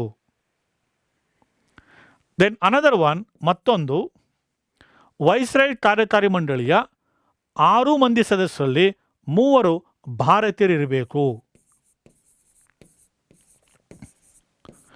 ವೈಸ್ರಾಯ್ ಕಾರ್ಯಕಾರಿ ಮಂಡಳಿಯಲ್ಲಿ 6 ಮಂದಿ ಇದ್ದಾರೆ. ಅದರಲ್ಲಿ 3 ಮಂದಿ ಭಾರತೀಯರಿಗೆ ಪ್ರಾತಿನಿಧ್ಯ ಕೊಡಬೇಕು ಅಂಥೇಳಿ ಇದು ಹೇಳುತ್ತೆ. ಔಟ್ ಆಫ್ 6 ಮೆಂಬರ್ಸ್ನಲ್ಲಿ 3 ಮೆಂಬರ್ಸ್ ಭಾರತೀಯರಿರಬೇಕು. ಅವರಿಗೆ ಶಿಕ್ಷಣ, ಕಾನೂನು ಮತ್ತು ಕಾರ್ಮಿಕ ಖಾತೆಯನ್ನು, ಪೋರ್ಟ್ಫೋಲಿಯೋಸನ್ನು ಕೊಡಬೇಕು. ಶಿಕ್ಷಣ, ಕಾನೂನು ಮತ್ತು ಕಾರ್ಮಿಕ ಖಾತೆಯನ್ನು ಅಂತೇಳಿ ಇದು ಹೇಳುತ್ತೆ. ಬಹುಮುಖ್ಯವಾಗಿ ಹಲವಾರು ಎಕ್ಸಾಮಲ್ಲಿ ಕೇಳಿರೋದು ಪ್ರಶ್ನೆ, ಈ ಒಂದು ಕಾಯ್ದೆನಲ್ಲಿ ಕೇಂದ್ರ ಲೋಕಸೇವಾ ಆಯೋಗ ರಚನೆ. ಇವತ್ತೇ ನಾವು UPSC ನೋಡ್ತಾ ಇದ್ದೀವಿ, ಯೂನಿಯನ್ ಪಬ್ಲಿಕ್ ಸರ್ವಿಸ್ ಕಮಿಷನ್. ಇದು ರಚನೆಯಾಗಿದ್ದು ಸ್ವಾತಂತ್ರ್ಯ ಬಂದ ನಂತರ ಅಲ್ಲ, ಬಿಫೋರ್ ಇಂಡಿಪೆಂಡೆನ್ಸಲ್ಲೇ. 1919ರ ಕಾಯ್ದೆ UPSCನ ಸ್ಥಾಪನೆ ಮಾಡಲಿಕ್ಕೆ ಶಿಫಾರಸನ್ನು ಮಾಡುತ್ತೆ. ಅದು ಆಗಲೇ ಬಿಫೋರ್ ಇಂಡಿಪೆಂಡೆನ್ಸಲ್ಲೇ ಅಸ್ತಿತ್ವಕ್ಕೆ ಬರುತ್ತೆ. ಹಾಗೆ ಲಂಡನ್ನಲ್ಲಿ ನೆಲೆಸಿರ್ತಕ್ಕಂಥ ಭಾರತೀಯರೇನಿದ್ದಾರೆ ಆ ಭಾರತೀಯರ ಸಮಸ್ಯೆಗಳನ್ನು, ಕಷ್ಟಗಳನ್ನು ಆಲಿಸೋದಕ್ಕೆ, ಪರಿಹರಿಸೋದಕ್ಕೆ ಒಬ್ಬ ಭಾರತೀಯ ಪ್ರತಿನಿಧಿಯನ್ನು, ಹೈ ಕಮಿಷನರ್ನ, ಇಂಡಿಯನ್ ಹೈ ಕಮಿಷನರ್ ನೇಮಕ ಮಾಡಬೇಕು ಲಂಡನ್ಗೆ ಅಂತೇಳಿ ಹೇಳುತ್ತೆ. ಇದು ಲಂಡನ್ನಲ್ಲಿ ಭಾರತೀಯ ಹೈ ಕಮಿಷನರ್ ನೇಮಕ.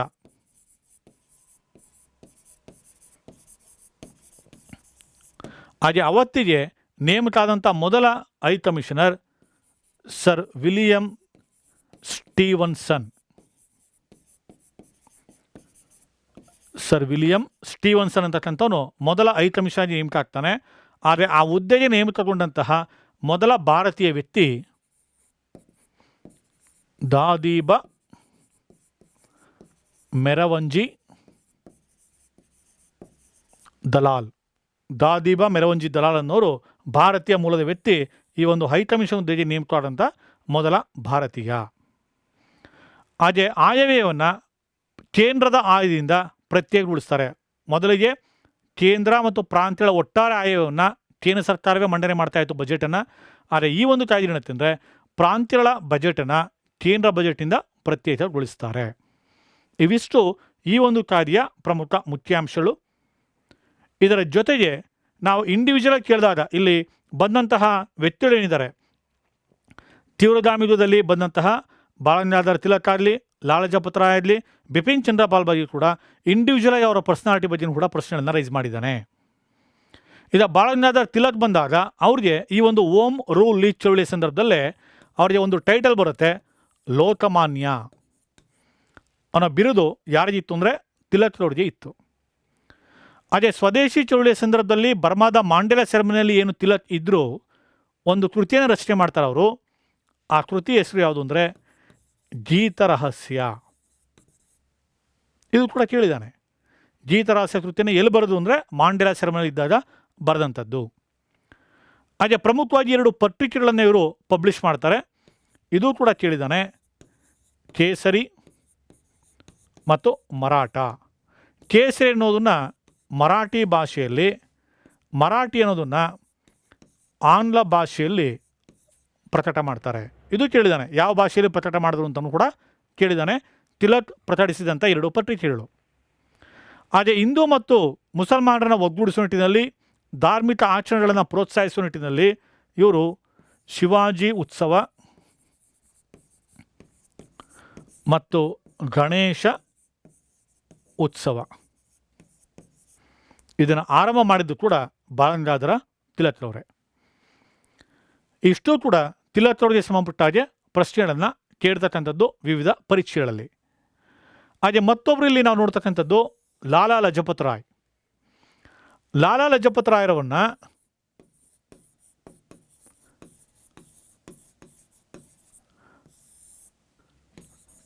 ಕೇಸರಿ, ಪಂಜಾಬ್ನ ಸಿಂಹ ಬಂದಾಗ ರಣಜಿತ್ ಸಿಂಗನ್ನು ಪಂಜಾಬ್ನ ಸಿಂಹ ಅಂತ ಕರೀತಾರೆ. ಹಾಗೆ ಲಜಪತ್ ರಾಯ್ ಅವರು ಕೂಡ ಓಂ ರೂಲ್ ಚಳವಳಿಯಲ್ಲಿ ಸಕ್ರಿಯವಾಗಿ ಭಾಗಿಯಾಗಿದ್ದವರು. ಅಮೇರಿಕಾದಲ್ಲಿ ಓಂ ರೂಲ್ ಶಾಖೆಯನ್ನು ಪ್ರಾರಂಭ ಮಾಡಿದಂಥವರು. ಹಾಗೆ ಭಾರತಕ್ಕೆ ಸೈಮನ್ ಆಯೋಗ 1928ರಲ್ಲಿ ಭಾರತಕ್ಕೆ ಭೇಟಿ ಕೊಟ್ಟಾಗ ಸೈಮನ್ ಆಯೋಗದಲ್ಲಿದ್ದಂಥ 7 ಮಂದಿ ಸದಸ್ಯರು ಕೂಡ ಬ್ರಿಟಿಷರಾಗಿದ್ದರಿಂದಾಗಿ ಭಾರತೀಯರಿಗೆ ಪ್ರಾತಿನಿಧ್ಯ ಇಲ್ಲ ಅಂಥೇಳಿ ಸಮಸ್ತ ಭಾರತ ಸೈಮನ್ ಹಿಂತಿರುಗು, ಗೋ ಬ್ಯಾಕ್ ಟು ಸೈಮನ್ ಅಂತೇಳಿ ಪ್ರತಿಭಟನೆಯನ್ನು ಪ್ರಾರಂಭ ಮಾಡ್ತು.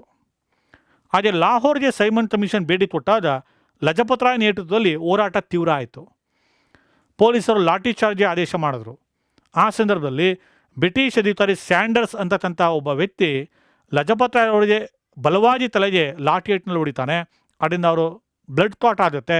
ನಂತರದ ದಿನಗಳಲ್ಲಿ ಅವರು ಮರಣವನ್ನು ಅಪ್ತಾರೆ. ಲಜಪತ್ ರಾಯ್ ಯಾವ ಚಳವಳಿಯ ಸಂದರ್ಭದಲ್ಲಿ, ಯಾವ ಪ್ರತಿಭಟನೆ ಸಂದರ್ಭದಲ್ಲಿ ಮರಣ ಅಪ್ಪಿದ್ರು ಅಂದರೆ ಸೈಮನ್ ಆಯೋಗದ ವಿರೋಧಿ ಪ್ರತಿಭಟನೆಯಲ್ಲಿ. ಅವರ ಹತ್ಯೆಗೆ ಕಾರಣವಾದಂತಹ ಬ್ರಿಟಿಷ್ ಅಧಿಕಾರಿ ಯಾರು, ಅದು ಕೂಡ ಎಕ್ಸಾಮಲ್ಲಿ ಕೇಳಿದ್ದಾನೆ. ಸ್ಯಾಂಡರ್ಸ್ ಅಂತೇಳಿ ಕರಿತೀವಿ. ಈ ಸ್ಯಾಂಡರ್ಸ್ ಯಾವಾಗ ಲಜಪತ್ ರಾಯರ ಹತ್ಯೆಗೆ ಕಾರಣನಾದ್ನೋ ಇದನ್ನು ಗಮನಿಸಿದಂಥ ಕ್ರಾಂತಿಕಾರಿಗಳು ಇವನನ್ನು ಮುಗಿಸ್ಬೇಕು ಅಂತೇಳಿ ಪಣ ತೊಡ್ತಾರೆ. ಆ ಪ್ರಕಾರವನ್ನು ಸಾಯಿಸ್ತಾರೆ. ಅದು ಕೂಡ ಎಕ್ಸಾಮಲ್ಲಿ ಕೇಳಿದ್ದಾನೆ. ಸ್ಯಾಂಡರ್ಸ್ ಹತ್ಯೆಯಲ್ಲಿ ಭಾಗಿಯಾದ ಈ ಕೆಳಗಿನ ಕ್ರಾಂತಿಕಾರಿಗಳು ಯಾರು, ಅಥವಾ ಈ ಕೆಳಗಿನ ಯಾವ ಕ್ರಾಂತಿಕಾರಿ ಭಾಗಿಯಾಗಿರಲಿಲ್ಲ ಅಂತ ಕೇಳ್ತಾನೆ. ಭಗತ್ ಸಿಂಗ್, ಚಂದ್ರಶೇಖರ್ ಆಜಾದ್ ಮತ್ತು ರಾಜಗುರು. ಭಗತ್ ಸಿಂಗ್, ಚಂದ್ರಶೇಖರ್ ಆಜಾದ್ ಮತ್ತು ರಾಜಗುರು ಈ 3 ಜನ ಸೇರಿ ಸ್ಯಾಂಡರ್ಸ್ನನ್ನು ಹತ್ಯೆ ಮಾಡುವಲ್ಲಿ ಯಶಸ್ವಿಯಾಗ್ತಾರೆ. ಆದರೆ ಲಜಪತ್ ರಾಯರವರು ಕೂಡ ಆರ್ಯ ಸಮಾಜದ ಕಾರ್ಯಕರ್ತರಾಗಿದ್ದರು. ಆರ್ಯ ಸಮಾಜದ ಬೆಳವಣಿಗೆಗೆ ಪ್ರೋತ್ಸಾಹನ ಕೊಟ್ಟಂಥವರು. ಹಾಗೆ ಇವರು ಕೆಲವು ಕೃತಿಗಳನ್ನು ಕೂಡ ಬರೆದಿದ್ದಾರೆ. ಅದರಲ್ಲಿ ಯಾವುದು ಅಂದರೆ ಪ್ರಮುಖವಾಗಿ ನನ್ನ ಗಡೀಪಾರಿನ ಕತೆ, ಅನ್ಹ್ಯಾಪಿ ಇಂಡಿಯಾ, ಇದು ಜಾಸ್ತಿ ಕೇಳಿರೋದು ಎಕ್ಸಾಮಲ್ಲಿ. ಅನ್ಹ್ಯಾಪಿ ಇಂಡಿಯಾವನ್ನು ಬರೆದವ್ರು ಯಾರು ಅಂತ. ದಿ ಆರ್ಯ ಸಮಾಜ, ದಿ ಆರ್ಯ ಸಮಾಜ, ಹೀಗೆ ಹಲವು ಕೃತಿಗಳನ್ನು ಇವರು ರಚನೆ ಮಾಡಿದ್ದಾರೆ ಲಾಲಾ ಲಜಪತ್ ರಾಯರವರು. ಹಾಗೆ ಮತ್ತೊಬ್ಬರು ಬಿಪಿನ್ ಚಂದ್ರಪಾಲ್ ಕೂಡ ಒಂದು ಕೃತಿಯನ್ನು ಬರೆದಿದ್ದಾರೆ, the new economic means of India. The new economic means of India.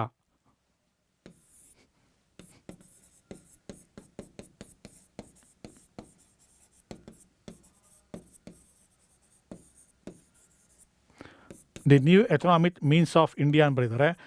ಇದರ ಜೊತೆಗೆ ಇದ್ರ ಬಗ್ಗೆ ಇನ್ನೊಂದು ರೀತಿಯ ಪ್ರಶ್ನೆ ಕೇಳಿದ್ದಾರೆ ಅಂತಂದರೆ, ಈ ಕೃತಿ ಯಾರನ್ನ ಕುರಿತು ರಚನೆ ಆಗಿದೆ ಅಂದರೆ, ಅಸ್ಸಾಂನಲ್ಲಿನ ನೀಲಿ ಬೆಳೆಗಾರರೇನಿದ್ದಾರೆ ಅವರ ಕಷ್ಟಗಳೇನಿದ್ದಾವೆ, ಅವರ ಸಮಸ್ಯೆಗಳೇನಿದ್ದಾವೆ, ಅದರ ಬಗ್ಗೆ ಈ ಒಂದು ಕೃತಿ ಬೆಳಕನ್ನು ಚೆಲ್ಲುತ್ತೆ.